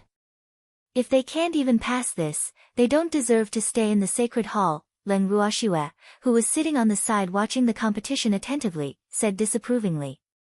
Hey, why are you so rude? Senior brother Fu came to congratulate you out of goodwill. What's with your attitude? A female fan of senior brother Fu immediately complained, feeling outraged. Did I ask him to come? Leng Ruoxue said with a sneer. She would never be friends with the Fu family. In that case, why bother wasting her time and effort entertaining an irrelevant person?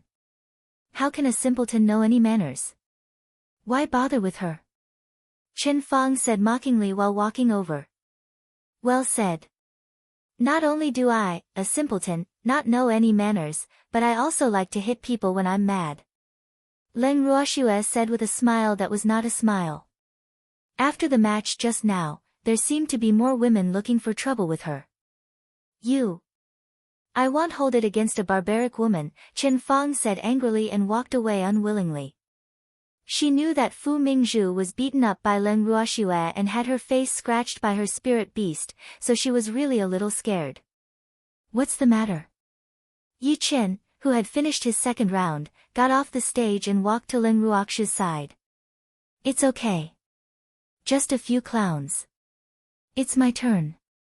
Leng Ruoxue walked onto the arena calmly. Her opponent was actually Sun Ting from the Supreme Hall. Leng Ruoxue couldn't help laughing softly when she saw Sun Ting staring at her with jealousy and hatred. She heard that Sun Ting was injured after the freak threw her out of the window. She didn't expect her to recover so quickly. You simpleton, what are you laughing at? Sun Ting said in anger. What? Are the people from the Supreme Hall so overbearing that they don't allow others to laugh? Moreover, you keep saying that I'm a simpleton. Then what are you, who is about to be defeated by a simpleton? Leng Ruoxue deliberately provoked. I won't lose. Sun Ting said confidently. For this selection competition, she had a secret weapon that she didn't want to take out so early. But she didn't mind exposing it in advance to teach this simpleton a lesson. A long black whip appeared in Sun Ting's hand. The body of the whip was pitch black, and it faintly carried a fierce aura, as though a black dragon was roving around. Her whip immediately attracted everyone's attention. It's a sacred artifact, someone shouted as soon as the whip appeared. This is the Dragon Roar Whip. Lin Liang exclaimed in surprise. He didn't expect Sun Ting to take out her family heirloom. It seems Sun Ting is determined to win this match. The Sun family has really put in a lot of effort. I wonder if Ruoxue can handle it. A sacred artifact? The Sun family is only a medium-sized family, but they actually have a sacred artifact in their possession. Why has no one snatched it? Leng Ruoxue thought in her mind some evil intentions. What she didn't know was that many people had designs on this whip in the past. But the genius ancestor of the Sun family who refined this whip had integrated the bloodline of the Sun family into it. Except for those who had the blood of the Sun family, no one else could use it, so this whip had been handed down generation after generation. Leng Ruoxue, you're dead meat. Sun Ting said through gritted teeth. She infused her spiritual power into the whip and swung it fiercely at Leng Ruoxue. Leng Ruoxue turned her body slightly, and the whip brushed past her. She looked at Sun Ting provocatively. It's my turn now. A sword appeared in Leng Ruoxue's hand. The blade was thin and transparent like crystal and was constantly releasing fierce cold air. Lin Liang's pupils constricted. This girl also has a sacred artifact in her hands, and its grade is clearly higher than the Dragon Roar Whip. He could already feel the Dragon Roar Whip trembling slightly. It seemed like his worries were in vain. Behold my flame feather. Leng Ruoxue infused fire attribute spiritual power into the sword, raised her wrist, and released the flame feather along the tip of her sword. It shot at Sun Ting like a burning feather. Sun Ting dodged the exquisite and cute flame feather, shooting at her easily with a few slick moves. Is this all that your flame feather can do? Sun Ting mocked. You'll know when you try, Leng Ruoxue said indifferently. This was the first time she was using the improved flame feather. Although it was only an advanced spiritual skill, its might was not inferior to a heavenly spiritual skill. Whoever dared to look down on this small feather would be dead for sure. Ah! How is this possible? Not long after Sun Ting gloated, she saw the small feather she dodged turn back toward her and splitting into two. Then 2 became 4, 4 became 8, multiplying endlessly. She wanted to dodge but couldn't, and numerous small feathers even burned her body. Although the sparks were small, they were very painful. The small and cute feathers also entangled her whip. Before long, the whip actually burned into ashes, and Sun Ting fainted from the pain. Everyone watched this scene with their mouths agape. When did this flame feather become so powerful? Even a sacred artifact was burned to ashes. Heavens, it's really too terrifying. That was a sacred artifact. If all these flames had burned her body, Sun Ting probably wouldn't have just simply fainted. Lin Liang looked at Leng Ruoxue speechlessly. Lass, can you not cause such a stir? Can't you keep a low profile? Did I win? Leng Ruoxue looked at the dumbfounded referee. You won, the referee said hurriedly after recovering from the shock. His forehead was covered in cold sweat because he had personally felt the power of the small flames just now. It was really too terrifying, and he still had lingering fears. Chapter 78, New Rules of the Selection Competition. 1. Leng Ruoxue didn't care about the way everyone was looking at her, as if they saw a monster, as she walked off the stage calmly to rest. "Miss, why don't you just burn that annoying Sun Ting to death?" Feng De couldn't help asking. "Students should care for and love one another. How can you be so cruel to your own classmate?" Leng Ruoxue said very kindly while giving Feng De a knock on the head. "Miss is right to lecture me," Feng De said with a dark face. "When did Miss become a saint?" "But for some people, letting them live is more painful than death," Leng Ruoxue added. "Miss is wise," Feng De said flatteringly. "This is the Miss I know. When has our Shuer not been wise?" Yichen walked over with a plate of fruits. "You must be tired. Here, have some fruit and let husband give you a massage," Yichen said considerately. "This is the best time to take advantage." "So exciting." Leng Ruoxue's face darkened. "This freak. Big Brother Yi." A gentle voice suddenly sounded in their ears just as Yichen was trying to take advantage of her by massaging her. Leng Ruoxue raised her head slightly and saw that Su Nair had appeared in front of them without them noticing. This woman actually came here while the seventh prince was competing on stage, and she even addressed him as Big Brother Yi. Leng Ruoxue felt her hair stand on end when she heard this sappy address. "Please don't call me Big Brother Yi. You don't have the right," Yichen said with displeasure. "Why does the way this woman look at me make me want to beat her up so badly?" "Our families have been friends for a long time," Su Nair said aggrievedly. Tears flashed in her beautiful eyes, making her look pitiful. "I'm sorry. The Yi family you mentioned has nothing to do with me." What he implied was that she shouldn't try to claim connections with him. "Let's go back, Big Brother Yi," Leng Ruoxue said when she saw that everyone from the sacred hall had finished competing. She even deliberately emphasized the words Big Brother Yi. "No, freak still feels more suitable." "Okay, let's go back early and rest early," Yichen said suggestively. Why does Shuer's Big Brother Yi sound so nice? He couldn't help feeling elated thinking about it. The two of them ignored Su Nair and left. Jealousy gnawing at heart, Su Nair looked at their backs with resentful eyes. "I don't believe that I'm inferior to a simpleton. There's no man in this world that I can't have. I won't let that simpleton go." The two of them rode on Quill and soon returned to the general's mansion.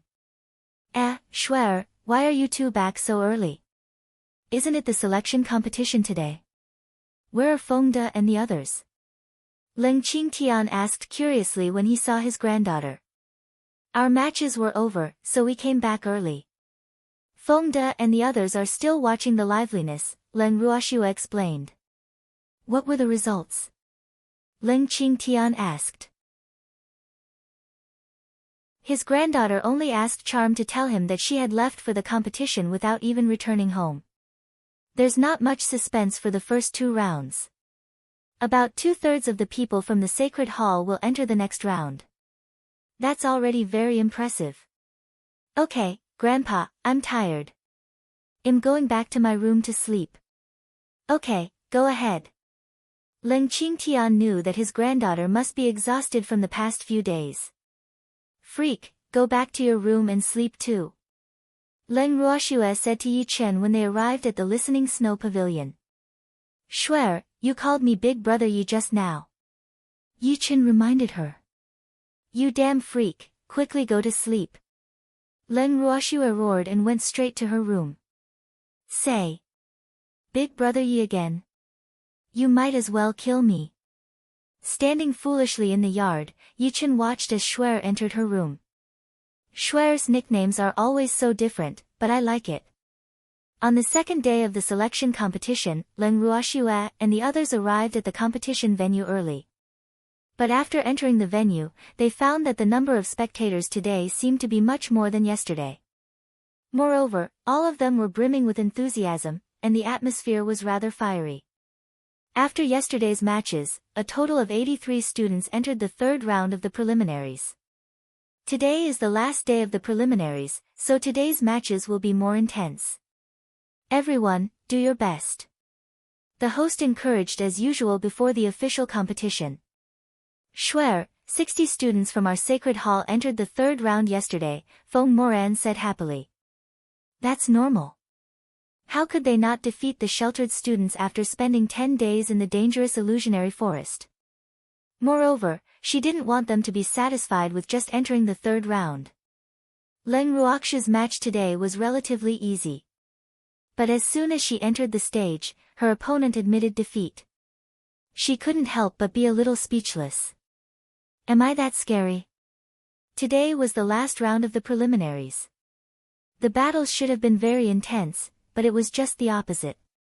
Especially for the students of the Sacred Hall, they often determined victory or defeat with a single move. And if both competitors were from the Sacred Hall, it usually only took a few seconds to decide the outcome because there would always be someone admitting defeat. This made the referee very speechless. After the third round finished, a total of 50 students entered the final round, of which only 5 were from the Supreme Hall, while the rest were from the Sacred Hall. Even though the entire selection competition had not officially ended, it was already obvious that the Sacred Hall would win by a landslide. Congratulations! Fu Mingyuan walked over again. Although the results of the competition made him a little depressed, he still walked over to congratulate them in a gentlemanly manner. Thank you. I heard that the rules will change in the final round. I hope to have the chance to compete with you, Leng Ruoxiu said politely. She was very satisfied with today's results. I'm looking forward to it too. On the third day of the selection competition. Because it was the Academy's internal selection competition, everyone here to watch was a student of the Academy, and it was also the largest audience in the 3 days. Dear students, the selection competition is becoming more and more intense. We will know who is qualified to represent our Academy to participate in the Academy competition after today. Let us wait and see, the host said, trying to stir up emotions in addition to his usual encouragement.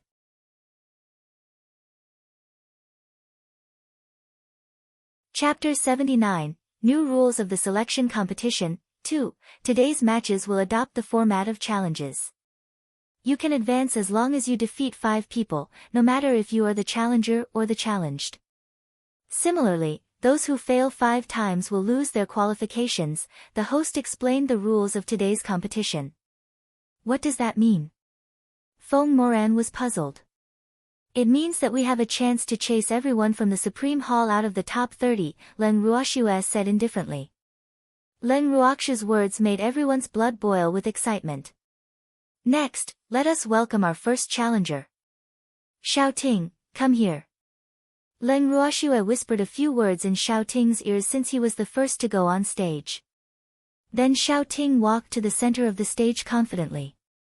The first person I want to challenge is senior sister Chen Fang, Xiao Ting said calmly. Don't regret it, Chen Fang said disdainfully. Humph, how dare this poor boy challenge me? Senior sister, please. Xiao Ting smiled. Chen Fang took the lead to swing her sword at Xiao Ting, and the water attributes spiritual power in her sword rushed toward Xiao Ting. Xiao Ting smiled calmly and gently blocked Chen Fang's attack with the earth element spiritual skill in his hand. Then he turned his hand and gently released an advanced water element spiritual skill at Chen Fang. Chen Fang couldn't dodge in time and was hit directly. Chen Fang swallowed the blood in her mouth and looked at Xiao Ting defiantly. No, that's impossible. I am among the top 10 in the Academy. How can I be defeated by an unknown poor boy with one move? I still have my spirit beast. Chen Fang said forcefully. She didn't intend to admit defeat and summoned her spirit beast, a level 1 holy beast, a Babel long-armed ape. In fact, spirit beasts were not allowed in either the Academy's selection competition or the Academy competition. This was for the sake of fairness and also to protect the safety of students. After all, even if the students who could participate in the Academy competition were not geniuses, they were elites of prominent families. It would be very troublesome if there was really an accident, and Chen Fang's use of her spirit beasts had obviously violated the rules of the competition. Leng Ruoxiu stood below the stage, her beautiful eyes glancing indifferently at the referee who ignored the violations. Fortunately, she had prepared. Otherwise, Spirit beast? I have one too. Xiao Ting smiled elegantly and summoned his spirit beast, a level 5 holy beast, a lightning leopard. The leader had even helped him contract this holy beast.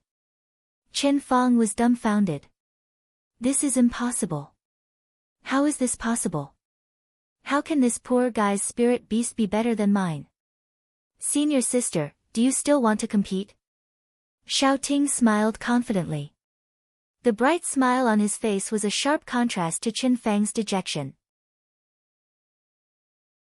I admit defeat. Chen Fang was stunned for a long time. In the end, she had to admit defeat. She knew that she had lost too much dignity this time. In addition to Fu Mingyuan and Chen Fang, Li Yu, Su Nair, and Wang Wei from the Supreme Hall also entered the finals. After Xiao Ting challenged Chen Fang, he challenged Li Yu, Su Nair, and Wang Wei in succession. He also challenged the weakest student from the Sacred Hall. After defeating them, he was the first to enter the top 30. Thereafter, the students from the Sacred Hall went on stage consecutively, challenged their opponents according to Leng Ruoxia's plan, and successfully entered the top 30. After losing 5 times in a row, Wang Wei was the first to be eliminated. He didn't even have the chance to challenge anyone. Immediately afterward, Su Nair and Li Yu were eliminated. Only Fu Mingyuan and Chen Fang remained from the Supreme Hall.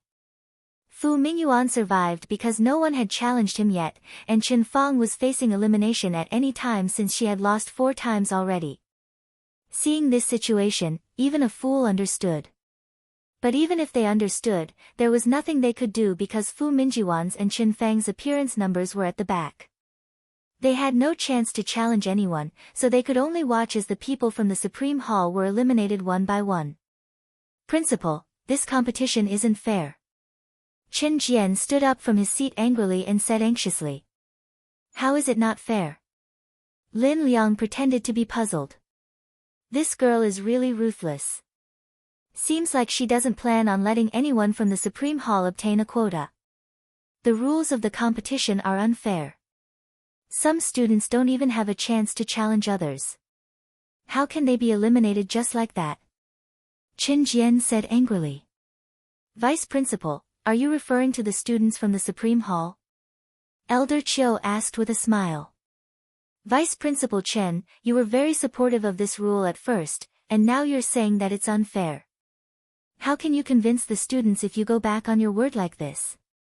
Lin Liang scolded. He knew that Chen Jian was willing to agree to this rule because he believed in the strength of the students from the Supreme Hall. But the current situation was contrary to his expectations, causing his anxiety. But it was too late now.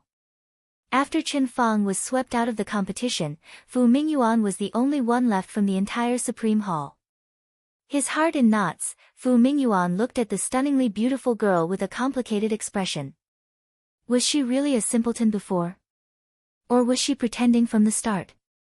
He had many doubts, but he knew very well that their Supreme Hall had suffered a crushing defeat in this competition. Feng Moran, Mu Li, Yi Chen, and Feng De went on stage one after another and challenged Fu Mingyuan. They won 4 consecutive matches and successfully entered the top 30.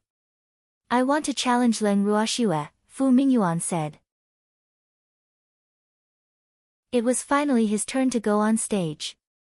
He had lost 4 times, and there happened to be 5 people on stage including him, but there was only one spot. Fu Mingyuan knew very well that Leng Ruoxue was his biggest opponent among the 5, so only by defeating Leng Ruoxue could he have a chance to enter the top 30.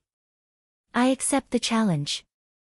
Leng Ruoxue walked directly to the center of the stage. She had deliberately brought about this result.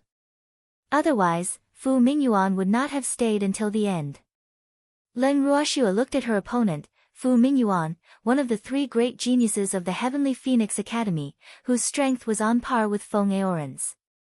He was an advanced spiritual monarch and one of her brother's few friends. Unfortunately, because of Fu Mingzhu, they would never become friends.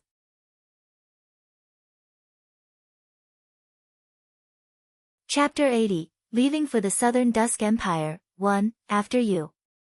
Fu Mingyuan said. As a man, he should be gracious to women. Then I won't hold back.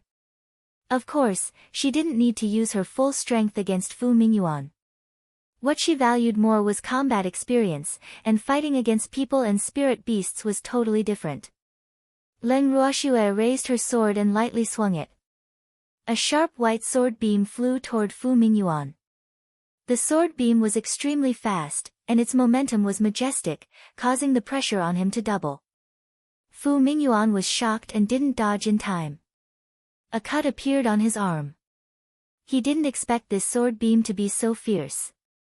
If spiritual power had been infused into this sword beam, his arm would have probably been crippled.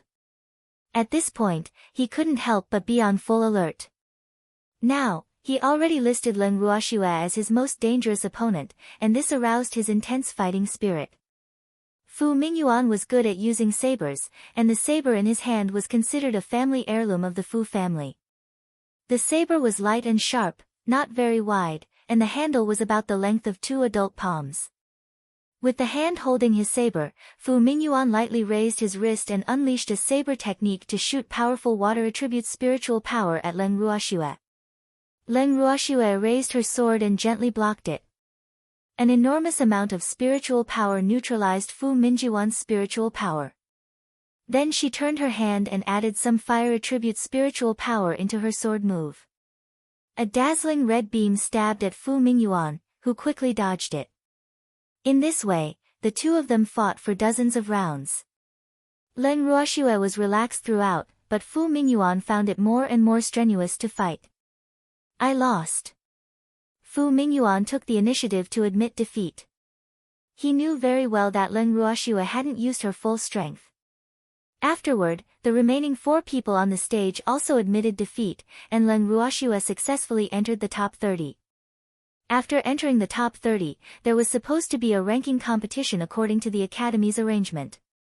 But all 30 students, including Leng Ruoxue, forfeited, so the ranking competition was cancelled. Chen Jian had no chance to do anything even if he wanted to.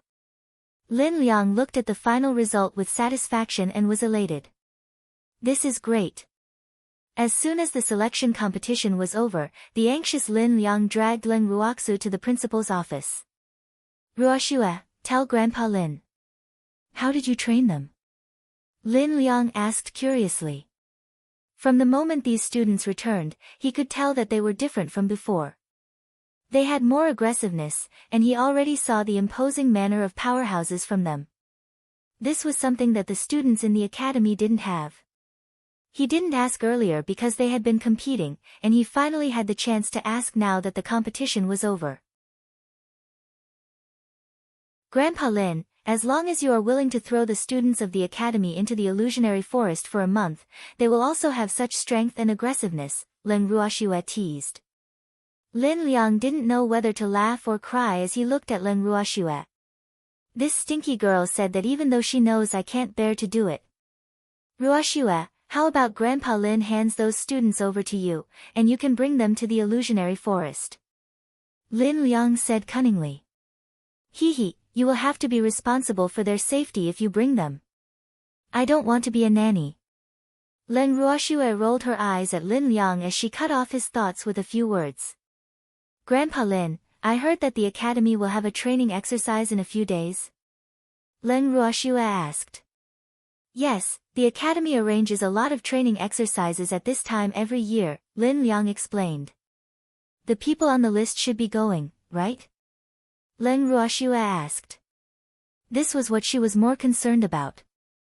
Moreover, she had been waiting for an opportunity. She also heard from her grandfather that the Fu family had already obtained crystal honey, so Fu Ming's injury should have healed. Ruoxue, Grandpa Lin, I want everyone on the list to participate in this training exercise. Leng Ruoxue said unquestionably. It's time to settle the score with those people. Okay, I will arrange it, Lin Liang said helplessly. While he didn't know how Ruoxue was going to take revenge on those people, he could guess that they were going to be in trouble. After the selection competition, Leng Ruoxue gave the people from the Sacred Hall a 5-day break. After 5 days, they would set off for Lunar Capital, the capital of the Southern Dusk Empire, to participate in the academy competition. Thus, Leng Ruoxue had to finish what she wanted to do before leaving. Taking advantage of the dark and windy night, 2 humans and 2 beasts sneaked into a luxurious mansion. Quill, scout the way for us, Leng Ruoxue ordered. Yes. Shuer, are we here on a date? Yi Chen's eyes were glittering as he asked with anticipation. Would you go to other people's houses for a date? Leng Ruoxue glared at the freak and asked rhetorically. Then why are we here? Yi Chen asked innocently. His beautiful face was full of confusion, and his bright black eyes were as clear as water. Of course, to do something bad, since we're sneaking into someone's house in the middle of the night, Leng Ruoxue said without blushing or skipping a beat. Does this damn freak need to be so cute? I really want to pinch him. Shuer, why are you pinching me? Yi Chen looked at Leng Ruoxue aggrievedly, as though he was about to cry. After days of observation, I discovered that Shuer can't resist me when I act like this. So of course I have to do what she likes. I'm sorry. I didn't do it on purpose. Leng Ruoxue retracted her hand awkwardly. Why didn't my hands listen to me? They actually went on to that freakishly handsome face by themselves. But it felt really good, and his skin is very smooth. I know. You did it on purpose, Yi Chen said with certainty, his face full of pride. Shuer touched me of her own accord. Damn freak, Leng Ruoxue's face darkened in embarrassment. Shuer, I will be yours sooner or later. You can touch me however you want, Yi Chen said very generously with a beaming smile. You, Charm, who had been lying in Leng Ruoxue's arms, couldn't listen anymore. He simply covered his ears with his little paws. This person is really too mushy. Master, I found it. Quill, who went to scout the way, returned and resolved Leng Ruoxue's embarrassment at the right time. Quill, lead the way. Master, come with me. Quill changed to the size of a small bird and flew in front while Leng Ruoxue and Yi Chen followed closely behind.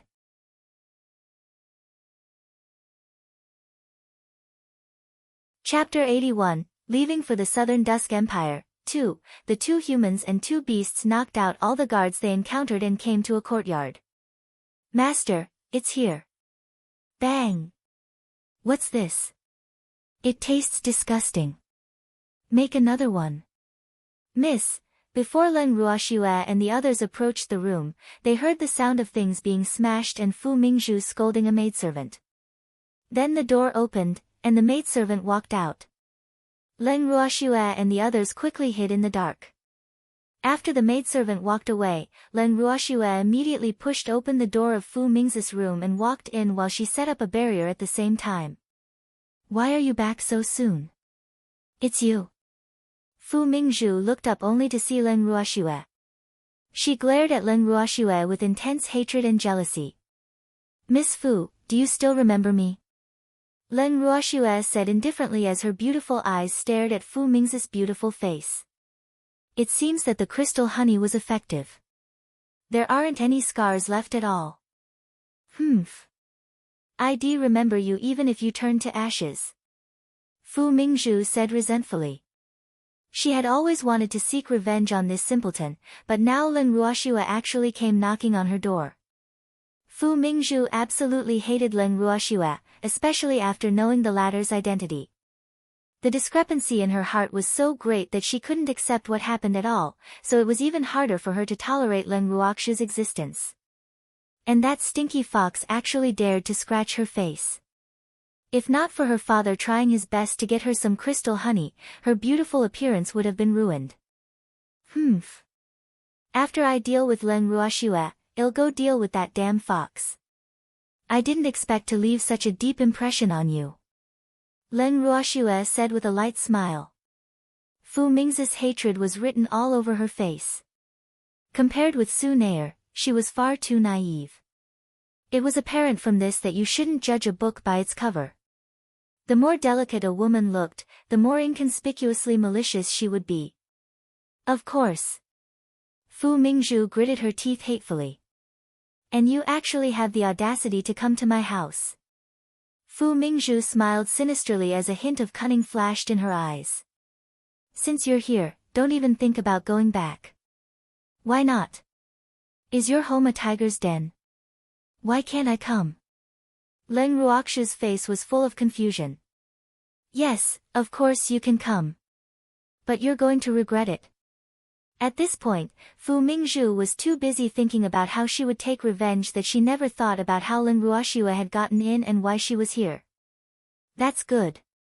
Leng Ruoxue seemed to be relieved. Guards! There's an assassin! Fu Mingzhu suddenly shouted. Leng Ruoxue was speechless. Fu Mingzhu is so slow-witted. Only now do you realize that you need help. What a disappointing reaction. Take a break. Don't tire yourself out.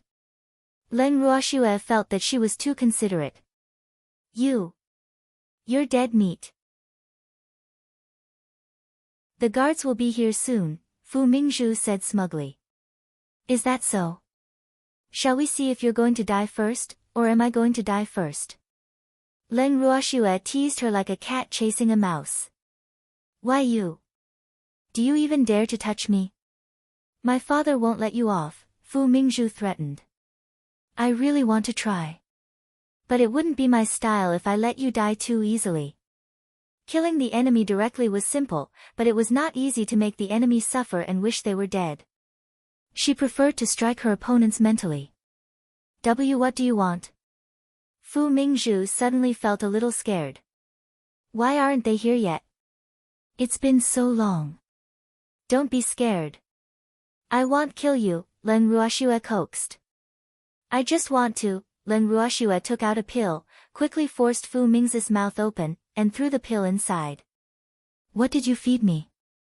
Fu Mingzhu was shocked. She hurriedly tried to use her fingers to dig out the pill from her throat, but it had dissolved as soon as it entered her mouth. Of course, it's something good for your body. She had specially concocted this pill for Fu Mingzhu, and it had taken her a lot of effort to find the pill formula. Really? Although Fu Mingzhu had doubts, her glare gradually died down. Yes, of course, Leng Ruoxue promised. The academy has a training exercise tomorrow. Go early and don't be late, Leng Ruoxue reminded. Okay, I'll be there early, Fu Mingzhu answered obediently as her eyes became gentler and gentler. Good. Go to bed now, Leng Ruoxue reminded her. Okay, I'll sleep now. Fu Mingzhu lay directly on her bed. Seems like the pill is effective. Leng Ruoxue pondered and left the room. Shuer, are you done? Yichen quietly asked when he saw Shuer come out. Done. Then where are we going now? Let's go home and sleep. Aren't you going to take a tour of the Prime Minister's mansion? Okay, let's take a look. With that, the two humans and two beasts began to tour the Prime Minister's mansion like it were their own backyard. TSK. A Prime Minister is actually so rich. Look at the furnishings. How much money has he embezzled? Yichen commented as he walked. The 5 great families are probably just like this. I've decided, Leng Ruoxue said after some thought. What have you decided? Yichen looked at Shuer doubtfully. I've decided to seek revenge for the people and rob him. It would be a waste not to rob such a corrupt official. Yes, I like robbing, Yichen said excitedly. Robbing was his most enjoyable pastime. Quill, go and find where the Fu family's treasury is. Quill's eagle eyes were much better than radar, and he could even see farther. Master, come with me, Quill said helplessly. After he advanced to Divine Beast, he had obtained the skill, X-ray vision. But his master only used it to look for things. Woo! Master, don't you think it's overkill? Quill led them to an inconspicuous room. Master, this is the treasury. Are you sure? Why does this room look like a servant's room? Quill nodded. He was certain of it. It's locked. An artificer should have refined this lock, and it couldn't be opened without the password. I'll do it. Yichen took out a thin metal wire from who knows where and poked it into the lock a few times. With a pop, the lock opened.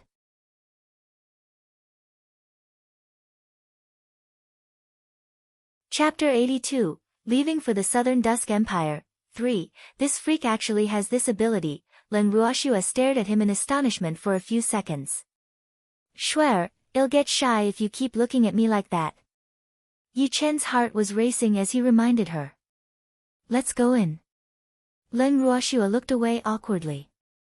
After entering, they discovered that even though the outside of the treasury was inconspicuous, it was a whole different world inside. It seemed that this Prime Minister Fu was quite good at hiding things. There were 3 rooms in the treasury. Len Ruoshua, Yichen, and Charm split up, and each of them was responsible for looting one room. After looting everything, they quickly left the treasury. Swear, Prime Minister Fu's study should be in front, right? Yichen guessed that they were already in the main courtyard. Probably. The main courtyard isn't guarded? Yichen was surprised. Not in the open, but in the dark. Quill and Charm already knocked them out, Len Ruoshua explained. Oh. In the study, Prime Minister Fu said to a man in black gloomily, Sir, no one in the Supreme Hall made it to the top 30 through the Heavenly Phoenix Academy's selection competition. This has completely messed up our plan. It's okay. Even if they've been selected, they might not have the chance to participate in this competition, the man in black said nonchalantly. Sir, you mean, you don't have to worry about this matter. Just do your part well, the man in black said coldly. Yes. Sir, Len Ruoshua is General Leng's most beloved granddaughter. Do you think, what's the big deal about General Leng? He's only a person, no matter how powerful he is. How can our patriarch be afraid of him? It's only a matter of time before we deal with him, the black-clothed person said confidently. Damn it. Not only do they want to deal with me, but they also wanted to deal with Grandpa. Fortunately, they came to the right study. Otherwise, she wouldn't have known that people were scheming against her and her family. At this point, Len Ruoshua, who was hiding in the dark, had a flash of killing intent in her beautiful eyes. Swear, let's leave first and discuss further, Yichen reminded her. Len Ruoshua nodded. They jumped onto Quill's back and disappeared into the night. After talking to Prime Minister Fu, the man in black left the Prime Minister's mansion. Who are you? The man in black vigilantly asked the 2 humans and 2 beasts who suddenly appeared in front of him. He couldn't sense their strength at all. You'll know when you reach hell, a cold voice reached the black-robed man's ears. Aha! A scream resounded in the darkness. Misty Woods, the territory of fire rhinoceroses, will they come? Yichen asked curiously while looking at Len Ruoshua. He and Shuer were here very early to wait for them. Well, no later. Before coming, she had instructed Quill to drug the team. The drug could cause hallucinations. After the previous incident, she knew that they would definitely want to avoid the fire rhinoceroses' territory. But she wanted them to come to her door on their own accord. Moreover, she had sprinkled another drug on the road to the fire rhinoceroses' territory. The 2 drugs happened to work together and attracted each other, so they had no choice but to come. Len Ruoshua and Yichen waited in the fire rhinoceroses' territory for a while before the people caught in the trap arrived. When they arrived at the fire rhinoceroses' territory, the drug that Len Ruoshua administered to them just happened to become effective. Why are you here, simpleton? Fu Mingzhu questioned Len Ruoshua, her eyes full of hatred. Why can't I be here? Len Ruoshua asked back. It was time for the effects of Fu Mingzhu's drug to wear off, and she had completely forgotten what happened last night. Then there's only the 2 of you here. Humph, a man and a woman alone, how shameless. Fu Mingzhu said disdainfully. Obviously, she had forgotten how she had chased after this man back then. Isn't there still you guys? There are many spirit beasts here as well. Len Ruoshua said with a spurious smile. Where is this? At this moment, the expression of one of the teachers leading the team changed. Didn't we deliberately avoid the fire rhinoceros's territory? Why did we come here again? What's the matter? Elder Wang asked in puzzlement. This is the territory of the fire rhinoceroses. Are you sure? Elder Wang asked. Fire rhinoceroses were very barbaric spirit beasts that even spiritual supremacies were unwilling to provoke.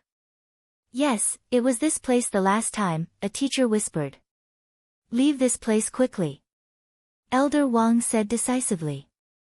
Spirit beasts were all very vengeful. Everyone, leave this place immediately, one of the teachers shouted. Leave. It's too late. Leng Ruoxue said lightly. Leng Ruoxue, what do you mean?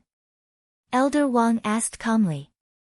Elder Wang, haven't you noticed that this place has already been surrounded by fire rhinoceroses? As Leng Ruoxue finished speaking, the fire rhinoceros king led its subordinates swaggering out from behind the trees. It's her. She was the one who stole our fire rhinoceros fruits. The fire rhinoceros king pointed at Fu Mingzhu. It was this damn woman who attracted the jinx to them, so he really hated this woman to death. So it was really you, Leng Ruoxue said coldly. In fact, she had guessed long ago that Fu Mingzhu might be the one who stole the fire rhinoceros fruits and provoked the fire rhinoceroses. Probably no one else had the capability to bribe everyone to give the same false testimony. Me? I didn't, Fu Mingzhu denied guiltily. She would never admit it, even if she died. It doesn't matter whether you admit it or not. What's important is that none of you can leave this place today, Leng Ruoxue said with bloodlust, her eyes full of killing intent. What do you want to do? Elder Wang pretended to be calm. To avenge my elder brother, of course. You. Don't be rash. If the academy gets wind of this, it won't let you off, Elder Wang threatened. He didn't know why these fire rhinoceroses listened to Leng Ruoxue, but he could only use the academy to pressure her now. Dead people can't talk, Leng Ruoxue said lightly. Who's going to tell me why you falsely accused my brother? Leng Ruoxue looked at the students who were trembling in fear.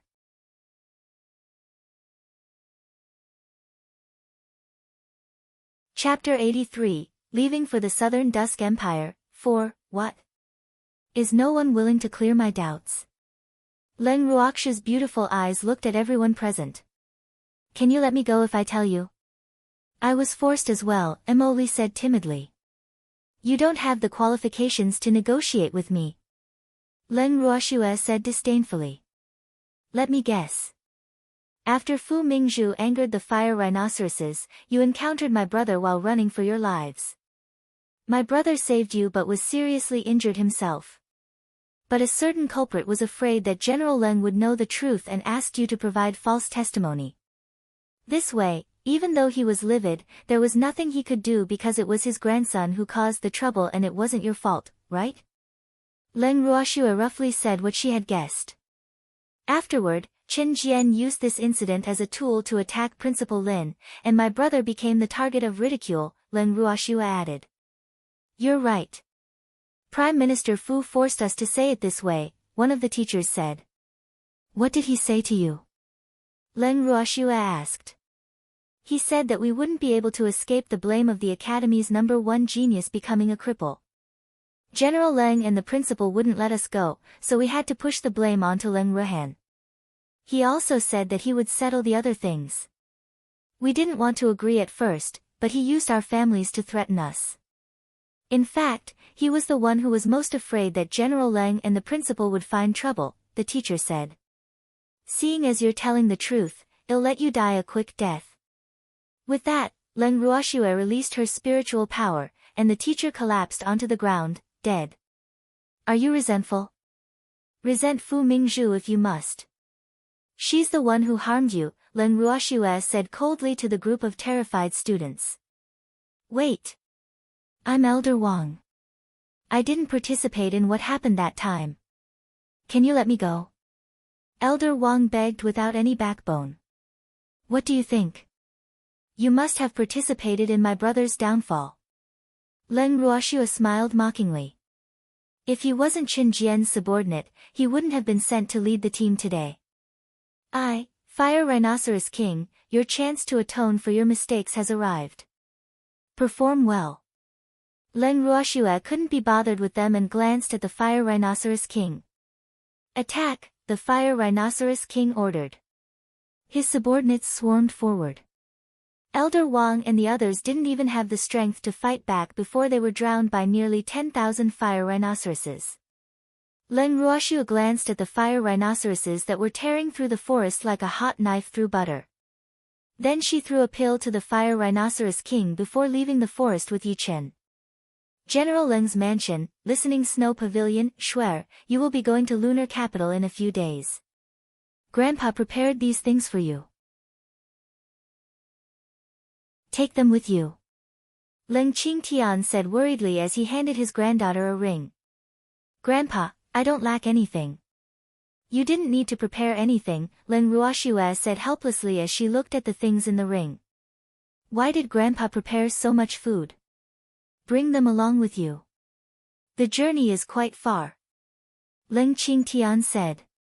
Phoenix City was quite a distance away from lunar capital, and the journey was not very smooth. There were many sections that were very remote, and there was no place to stay at all, much less food. Okay. Leng Ruoxue didn't want her grandfather to worry since it was a token of his concern. Miss, the academy sent someone over. The principal is looking for you, Fengde said directly as he walked in. Grandpa, I'm going. Get going. After arriving at the Heavenly Phoenix Academy, Leng Ruoxue went straight to the principal's office. Grandpa Lin, what's the matter? Leng Ruoxue asked. Ruoxue, do you know that the students and Elder Wang who went out for training that day haven't returned yet?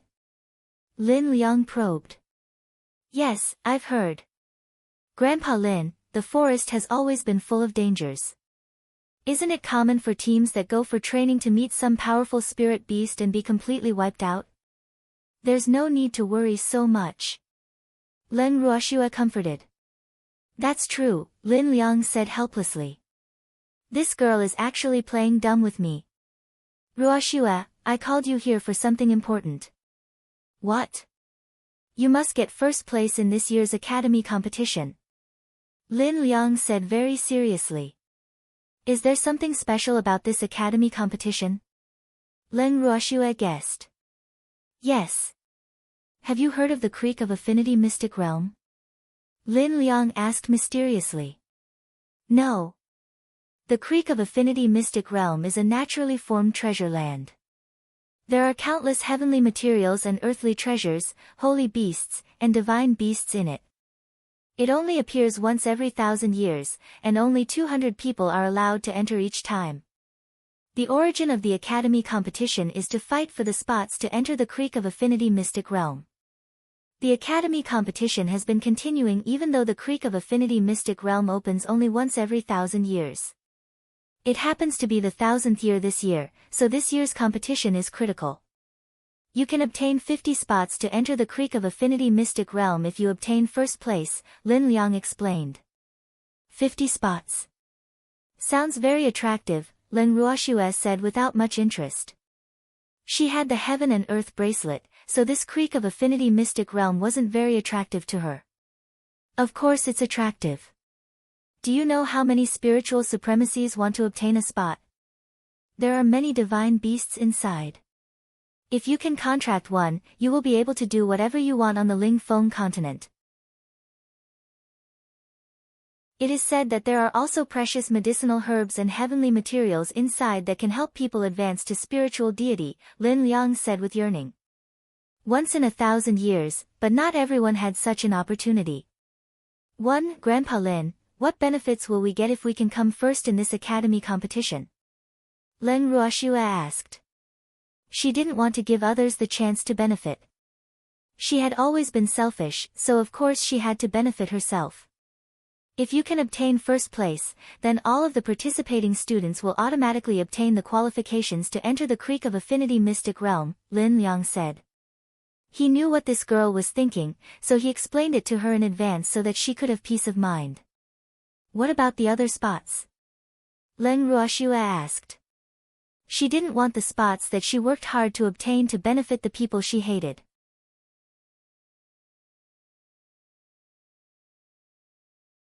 Chapter 84, Leaving for the Southern Dusk Empire. 5. The Academy will distribute the other spots, Lin Liang said honestly. This was the tradition of the major academies. I want 10 of the remaining spots. The rest can be given to the academy, Leng Ruoxue said. She had to state her conditions first so that there would not be any disputes later. Okay, I agree, Lin Liang said helplessly. He knew that she would definitely not try her best if he didn't agree. This girl was not Ruhan. She had no sense of belonging to the academy. I will arrange for Elder Chiu to accompany you this time. Thank you, Grandpa Lin. She quite liked Elder Chiu. After talking with Grandpa Lin, Leng Ruoxue returned to the general's mansion without delay. Shuer, what did old man Lin want you for? Leng Qingtian asked hurriedly when he saw his granddaughter return. Nothing. Grandpa, have you heard of the Creek of Affinity Mystic Realm? Leng Ruoxue asked. Creek of Affinity Mystic Realm? Is that mystic realm is about to appear again? Leng Qingtian said with a face full of shock. Practically all powerhouses like them knew the legend of the Creek of Affinity Mystic Realm. But very few could wait until then. Moreover, the spots to enter the mystic realm had always been in the hands of the major academies, and it was impossible for outsiders to obtain them. Yes. Grandpa Lin told me to get first place at all costs because first we'll obtain 50 spots to enter the Creek of Affinity Mystic Realm, Leng Ruoxue explained. Want the competition this time be very intense then? Shuer, you have to be careful. The Lunar Shadow Academy is capable of all sorts of despicable things. The venue for the competition this time is at the Lunar Shadow Academy. I'm sure they will do everything to win, Leng Qingtian said worriedly. Grandpa, don't worry. I'll be careful, Leng Ruoxue comforted. Grandpa, I'm leaving tomorrow. I'm going to see Big Brother. Go on. When Leng Ruoxue arrived at the cold tea pavilion, she happened to see her brother packing. Big Brother, what are you doing? Leng Ruoxue watched curiously as her brother busied himself while the white tiger couple lay on the ground, acting lovey-dovey. Packing. Why are you packing? Where's Ming'an? We will be leaving Phoenix City tomorrow. Of course, we have to pack, Leng Ruhan said matter-of-factly. Big Brother, don't tell me you want to go to Lunar Capital with me. Yes, I want to go with you. I won't feel at ease if you go alone, Leng Ruhan said. He knew that Shuer had the Heaven and Earth bracelet, so he wanted to go with her. Did you tell Grandpa?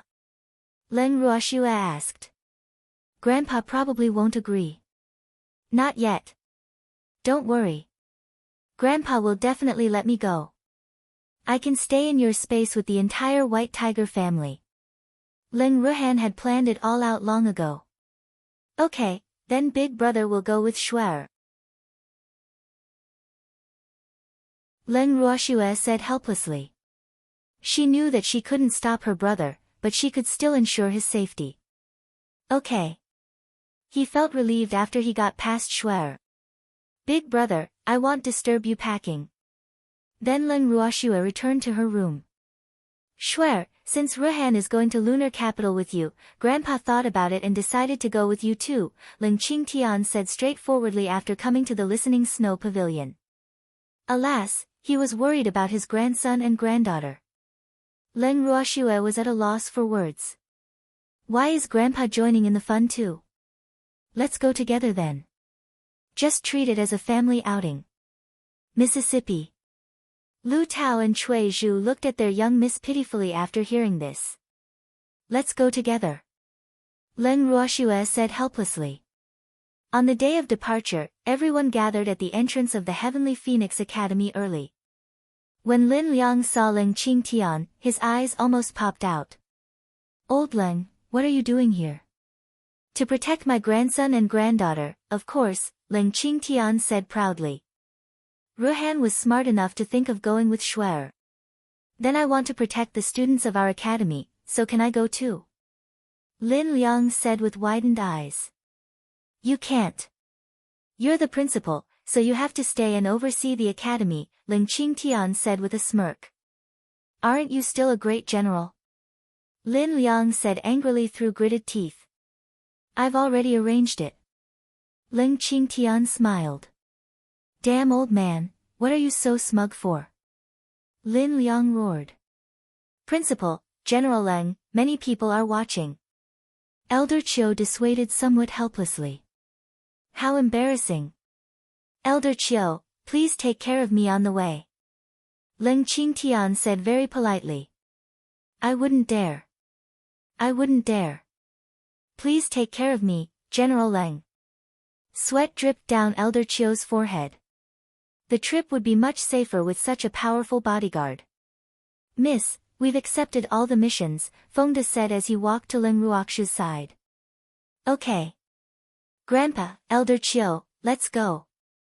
Leng Ruoxu nodded. In this way, a group of more than 30 people left Phoenix City under Lin Liang's resentful gaze. Half a month later, they entered a small city on the border of the Southern Dusk Empire. Miss, I'm going to the Mercenary Union to submit the missions, Feng De said. His young lady had asked him to go to the Mercenary Union to accept some missions that were along the way before they set off.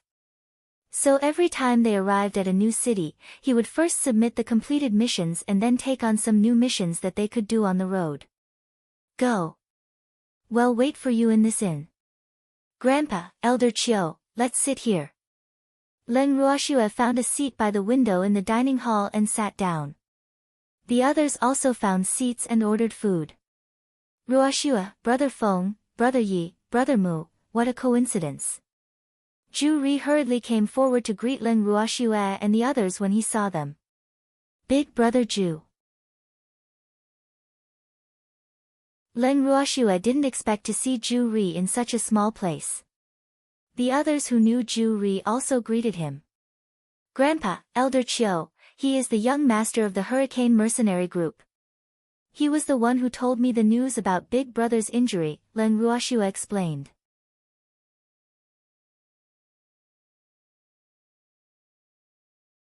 Chapter 85, Leaving for the Southern Dusk Empire, 6, Thank you, young Master Zhu. You're too polite, General Leng. This junior has heard a lot about you, Zhu Ri said quickly. Big Brother Zhu, do you have a mission?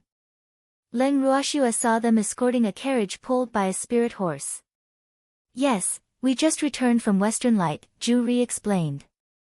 Big Brother Zhu, we still have to travel tomorrow, so we'll go back to our rooms to rest first, Leng Ruoxue said directly after they chatted for a while and saw that everyone was almost done eating. Okay, I won't bother you then.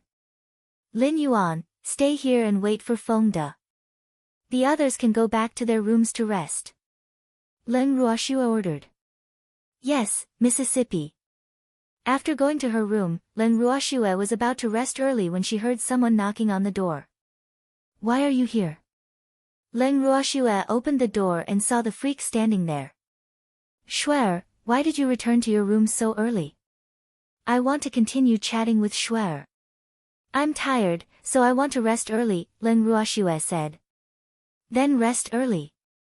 Shuer looks exhausted. Okay. Leng Ruoxue nodded. The next day, Leng Ruoxue and the others were preparing to set off just as dawn was breaking. But they unexpectedly encountered Zhu Ri outside the inn. Ruoxue, what a coincidence. Are you going to Lunar Capital for the competition? Why don't we go together so that we can take care of each other on the road? Zhu Ri said with a smile.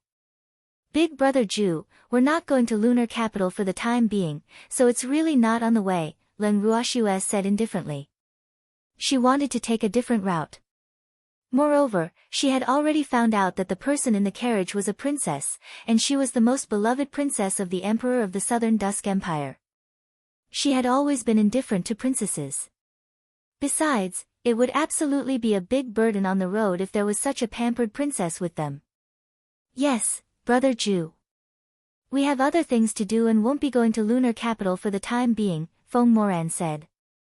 He knew that Shuer didn't want to go with them, so of course he had to cooperate with her. Alright. I'll see you in lunar capital then, Ju-ri said with some disappointment. Ruoshua, why didn't we go with them? Feng Aoran asked in puzzlement. Troublesome. Let's go the other way. Leng Ruoshua said. Ruoshua, the other route is very difficult to traverse. Elder Chiu reminded her. Elder Chiu, we didn't take many easy roads along the way either. Leng Ruoshua said. Her main goal was to let them experience the world. If they were here to enjoy life, Quill could have just flown them all the way. That mountain is called the Thousand Cry Mountain. It's the tallest and most dangerous mountain within the borders of southern Dusk. We have to cross the Thousand Cry Mountain for a road leading to lunar capital, Ling Qingtian explained while looking at the mountain not far away. Is everyone ready? Yes. Let's go, Leng Ruoshua ordered. They walked into the Thousand Cry Mountain and realized how tall and steep it was when they entered it. The mountain ridges rose and fell continuously, and what they saw from the outside was only the tip of the iceberg. Moreover, they felt so insignificant between the tall ridges. Leng Ruoshua and the others walked for almost a day before they crossed the peak of one mountain. Big brother, why don't you stay in the heaven and earth bracelet? Leng Ruoshua whispered, afraid that her brother would be too tired. Shuer, are you looking down on me? It's just a mountain. Leng Ruhan said with some displeasure. Shuer, we have to find a place to camp. Yichen looked at the sky. Okay, let's camp here. Leng Ruoshua said directly, seeing that this place was spacious and level. She knew that everyone was a little tired as well. Why didn't we take an easier road? How long do we have to keep going? A sharp female voice suddenly sounded, attracting everyone's attention. Do you have a problem with this? Leng Ruoxua's beautiful eyes were as calm as water as she looked at Song Min, the only other girl in the group. Of course I have a problem. Song Min said with some envy. She was a talented artificer, born to be respected by everyone. But she didn't receive any preferential treatment at all with these people. She had been ignored all along the way, and staying on a barren mountain finally made her, who had always been proud, explode in anger. Do you not want to stay here anymore? Leng Ruoshua said coldly. Other than the people from the Sacred Hall, the other 3 divisions each sent a representative with them. Song Min was the representative sent by the Artificer Division, and she had always felt superior. She had complained a lot along the way, but Leng Ruoshua didn't do anything for the sake of Elder Chiu. This female prodigy probably couldn't take it anymore now. No one wants to stay in such a godforsaken place. Song Min hollered. Oh, is there anyone else who doesn't want to stay here? Tell me now, and I'll send you down the mountain, Leng Ruoshua said indifferently. Her team didn't need spoiled young masters and ladies. Song Min, stop making a fuss.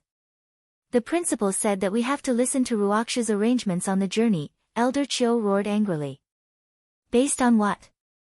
I'm an artificer, Song Min said indignantly. What's so great about a mere artificer like you? Feng De mocked disdainfully. That's right. You are merely an artificer. Look at how smug you are. Lin Yuan echoed. His young lady was also an artificer. Why you? Song Min was so angry that her entire body was trembling. These uncouth people actually dared to humiliate a noble artificer. I won't let them go. Song Min, shut up. Stop making a fuss. Elder Chiu roared again. How can this Song Min be so troublesome? She really has poor judgment. Alas. Elder Chiu, you don't have to persuade me. I'll send her down the mountain, Leng Ruoshua said impatiently. Are you two going to descend the mountain with her? Leng Ruoshua asked the 2 students from the Alchemist and Beast Trainer divisions. No, the 2 of them said in unison. Although they were also full of complaints when they first set off with Leng Ruoshua and the others, they were really convinced after getting along for the past few days. Moreover, they gradually began to worship Leng Ruoshua as an idol like the spiritualists.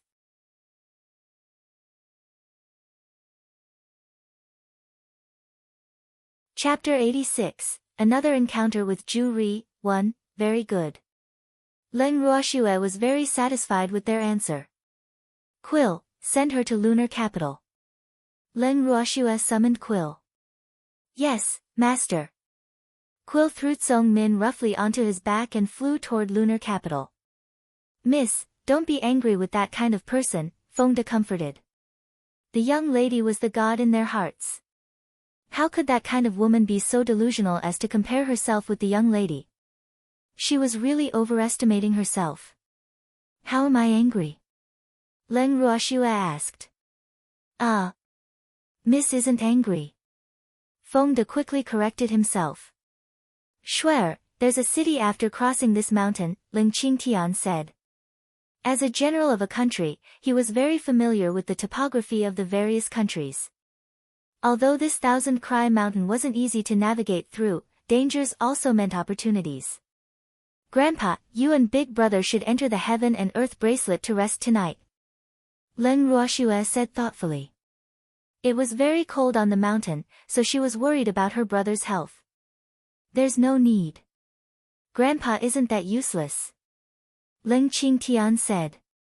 It had been much more arduous when he led troops into battle. Feng De, grill this for everyone. Leng Ruoxue took out the meat of the water python that she killed in the misty woods. We have meat to eat only by following Miss. Feng De said happily. They had not eaten python meat for a long time and were missing it. 2 hours later, Quill returned. Big Brother Quill, thanks for the hard work. Come, have some meat. Feng De handed him a piece of grilled meat in an ingratiating manner. Thank you. Quill unceremoniously began munching on the meat after transforming into a small bird. Ruoxue, what level of holy beast is your eagle? He's so fast. Elder Chiu said with envy. It was precisely because he knew that Ruoxue had such an eagle that he was in no hurry to rush along the way. Elder Chiu, Quill isn't a holy beast. Leng Ruoxue caressed Quill's soft feathers. Not a holy beast. Then what is he? He can't be a divine beast. Elder Chiu joked with a smile. Quill is a divine beast, Leng Ruoxue said indifferently. The food in Elder Chiu's hand fell to the ground. His eyes widened as he circled around Quill in disbelief, and there seemed to be suspicious liquid dripping from the corner of his mouth. He's actually a divine beast. Elder Chiu murmured to himself. His eyes lit up as he stared hard at Quill. No wonder he couldn't tell the level of this eagle. It turned out that this eagle was stronger than him. Woo! I suddenly feel so inferior. Old Chiu, my condolences. Ling Qingtian comforted him. Luck was not something to be envious about. While everyone was eating and chatting, a rustling sound came from the distance. What's that sound? Yichen asked cautiously. Master, it's fire ants. Charm listened carefully. What? Fire ants? How can there be fire ants here? Everyone was puzzled, but no one was afraid. This was all thanks to Leng Ruoxue tormenting them during this period. Beloved master, fire ants are so annoying. Darling's face was full of disgust. Both humans and spirit beasts hated fire ants. Fire ants were also a type of spirit beasts, but they were very troublesome and destructive. The best way to deal with a group of fire ants was to run for your lives as soon as possible, or you would become food for the fire ants once they entangled you. An entire fire ant colony was led by a fire ant king, and the fire ants in the colony were only at elementary and intermediate spirit beasts except for the fire ant king. They had yet to develop intelligence and only knew how to eat, and anything could become their food. Do any of you want to contract with the fire ant king? Leng Ruoxue asked everyone while caressing Darling's soft fur comfortably. Everyone was flabbergasted. Miss, who would want to contract such a disgusting thing? Lin Yuan was so disgusted that his hair stood on end. You have to think carefully. Contracting a fire ant king is equivalent to owning a fire ant army. Leng Ruoxue reminded them out of goodwill. See, can I contract it? whispered Lu Yan, the student of the alchemist division. Although he was an alchemist, his level as a spiritualist was very low. His ability to protect himself would improve dramatically with a fire ant colony. Sure. Leng Ruoxue looked at the delicate and pretty Lu Yan and had a good impression of this student. As they were discussing, a dense swarm of fire ants had already surrounded them. Crack! Crack! Leng Ruoxue's scalp was tingling as she looked at the red ants that were half the height of a human and had pincers raised high with sharp fangs. No wonder even level 9 holy beasts are unwilling to provoke these guys. They are indeed annoying. But where is the fire ant king? All of you, step back, Leng Ruoxue reminded. Get onto my back. Quill said as he suddenly enlarged in the air. Everyone climbed onto Quill's back to prevent Leng Ruoxue from being distracted. Shuer, you have to be careful. Leng Ruhan shouted worriedly. Shuer, Grandpa will help you. Leng Qingtian stood beside his granddaughter. How could he let his precious granddaughter fight alone? And me? Yiqin stood on Leng Ruoxue's other side. You'll take on the fire ant king when it comes out. Leng Ruoxue said to Yiqin. Alright, leave that big ant to me. Grandpa, let's begin. Okay. These old bones of mine haven't exercised for a long time, Leng Qingtian said as he rubbed his palms together. Leng Ruoxue rushed into the ant colony with her sharp sword in hand. She used the meteor sword technique's blazing tree silver flower, and countless sparks shot toward the fire ant colony like stars. A third of the fire ants instantly died, and countless were injured. Leng Qingtian didn't want to be outdone. He unleashed his most powerful fire element heavenly spiritual skill, Blazing Flame Blaze Era. A sky full of flames charged at the fire ant colony, and another third of them instantly died. Amazing! The people standing on Quill's back stared at the one-sided battle with their mouths agape. This was the first time many people saw Leng Ruoxue fight apart from the earlier selection competition. With the addition of the heroic, invincible, and famous General Leng, it was conceivable how shocking this battle led by the grandfather and granddaughter combination was to them.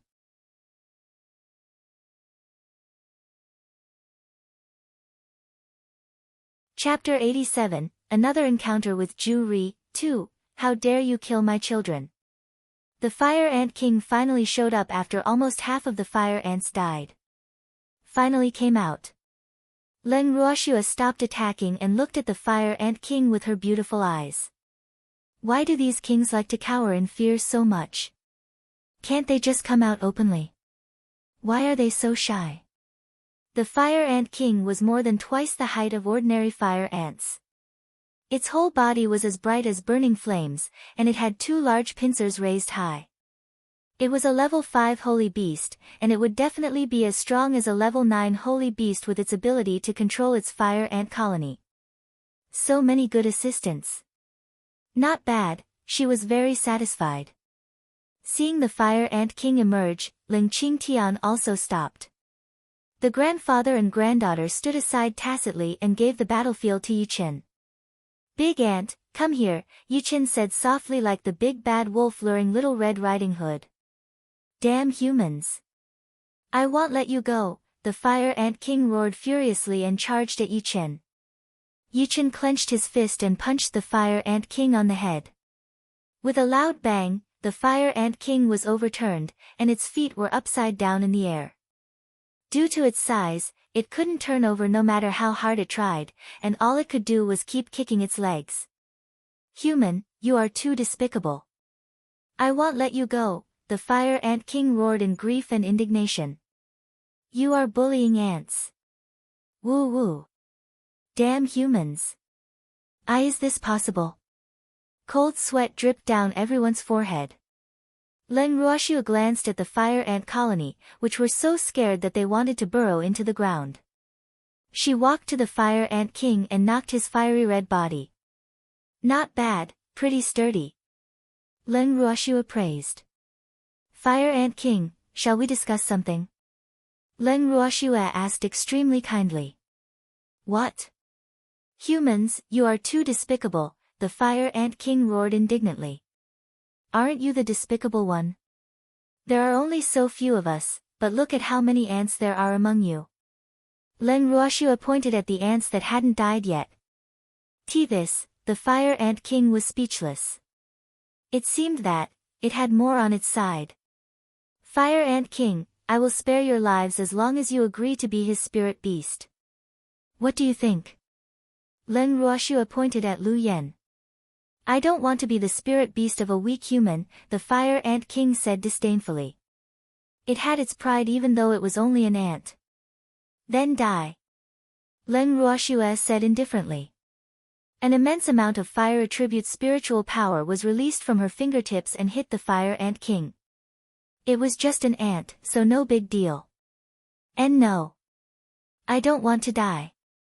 I agree to be a spirit beast, the Fire Ant King said without a spine. Woo. It hurts. How can this human kill me just like that? Too scary. You should have known better. Leng Ruoxua said discontentedly as she tamed the Fire Ant King. Lu Yen, come down and contract with it. Leng Ruoxua said to Lu Yen. Thank you, Lu Yen said to Leng Ruoxua gratefully after establishing the master-slave contract with the Fire Ant King. I, Lu Yen, am willing to acknowledge Leng Ruoxua as my master. I will always be loyal and will never betray you, Lu Yen said suddenly. Then the contract array descended to establish the contract. You're not bad. You definitely have a bright future following our young lady. Feng De patted Lu Yen's shoulder. He liked this smart little fellow. You didn't need to do this, Leng Ruoxua said lightly. She only did things according to her mood and never expected to get anything in return. I did it willingly, Lu Yen said. He hadn't spent much time with them, but he liked the atmosphere between them. He didn't know when it started, but he actually had the desire to become one of them. Everyone, rest early. We have to continue hiking tomorrow, Leng Ruoxua said helplessly. Swear, let's not meddle too much in other people's affairs in the future. Otherwise, we'll have to bother with more people in the future, Yichen said with some displeasure. Lu Yen and the other students were the same. All of them wanted to follow Shuer. Even though they weren't a threat to him, he was still very displeased. I'm going to bed. Leng Ruoxua rolled her eyes at him. Jealous men are unreasonable. 5 days later, Leng Ruoxua and the others emerged from the Thousand Cry Mountain without any mishap. Everyone had a fruitful harvest, and their faces were full of happy smiles. Few dared to come to this Thousand Cry Mountain because of its reputation, so Leng Ruoxua had gathered a lot of herbs and edible mountain treasures in this mountain. The others also had their own harvests. Shuer, Cloud City is just up ahead. Let's find an inn to freshen up. Leng Qingtian said. These children are as dirty as beggars. Okay. Leng Ruoxua nodded. After entering Cloud City, they found an inn and stayed for only one night before setting off the next day. After leaving Cloud City, they walked for almost 2 days and arrived at Dark Mountain Town, the nearest town to lunar capital. Leng Ruoxua and the others found a random inn, settled in, and went to the restaurant downstairs to eat. Ruoxua, after we pass this Dark Mountain Town, we will reach lunar capital, Elder Chiu said. This was the first time he had traveled for so long to participate in the academy competition. Elder Chiu, how many days until the academy competition? Leng Ruoxua asked. There are still 5 days. We will probably reach lunar capital in 2 days, Elder Chiu said. Ruoxua. Leng Ruoxua suddenly heard someone calling her name. She turned her head and saw Ju Ri standing not far away, waving at her. Big brother Ju, did you accept a new mission? Leng Ruoxua asked doubtfully. We haven't even reached lunar capital yet. Ju Ri said helplessly. The princess they were protecting was really troublesome. Big brother Ju, don't you have flying spirit beasts? Why are you using carriages? Leng Ruoxua was a little puzzled. If they used flying spirit beasts, they would have arrived in lunar capital long ago. The princess is afraid of heights, so we can only use carriages, Juri said somewhat gloomily. He had told his father not to accept this mission, but his father just wouldn't listen to him. In the end, that noble princess kept finding trouble along the way, and his mercenaries also had a lot of complaints. You're tuning into the Blissful Bookshelf YouTube channel. We're so grateful for your support, and don't forget to subscribe to join us on this incredible journey through captivating stories. Your generosity through donations truly makes a world of difference, as it's the primary source of revenue that allows me to expand and enhance this channel for you. Thank you from the bottom of my heart for being a part of this adventure.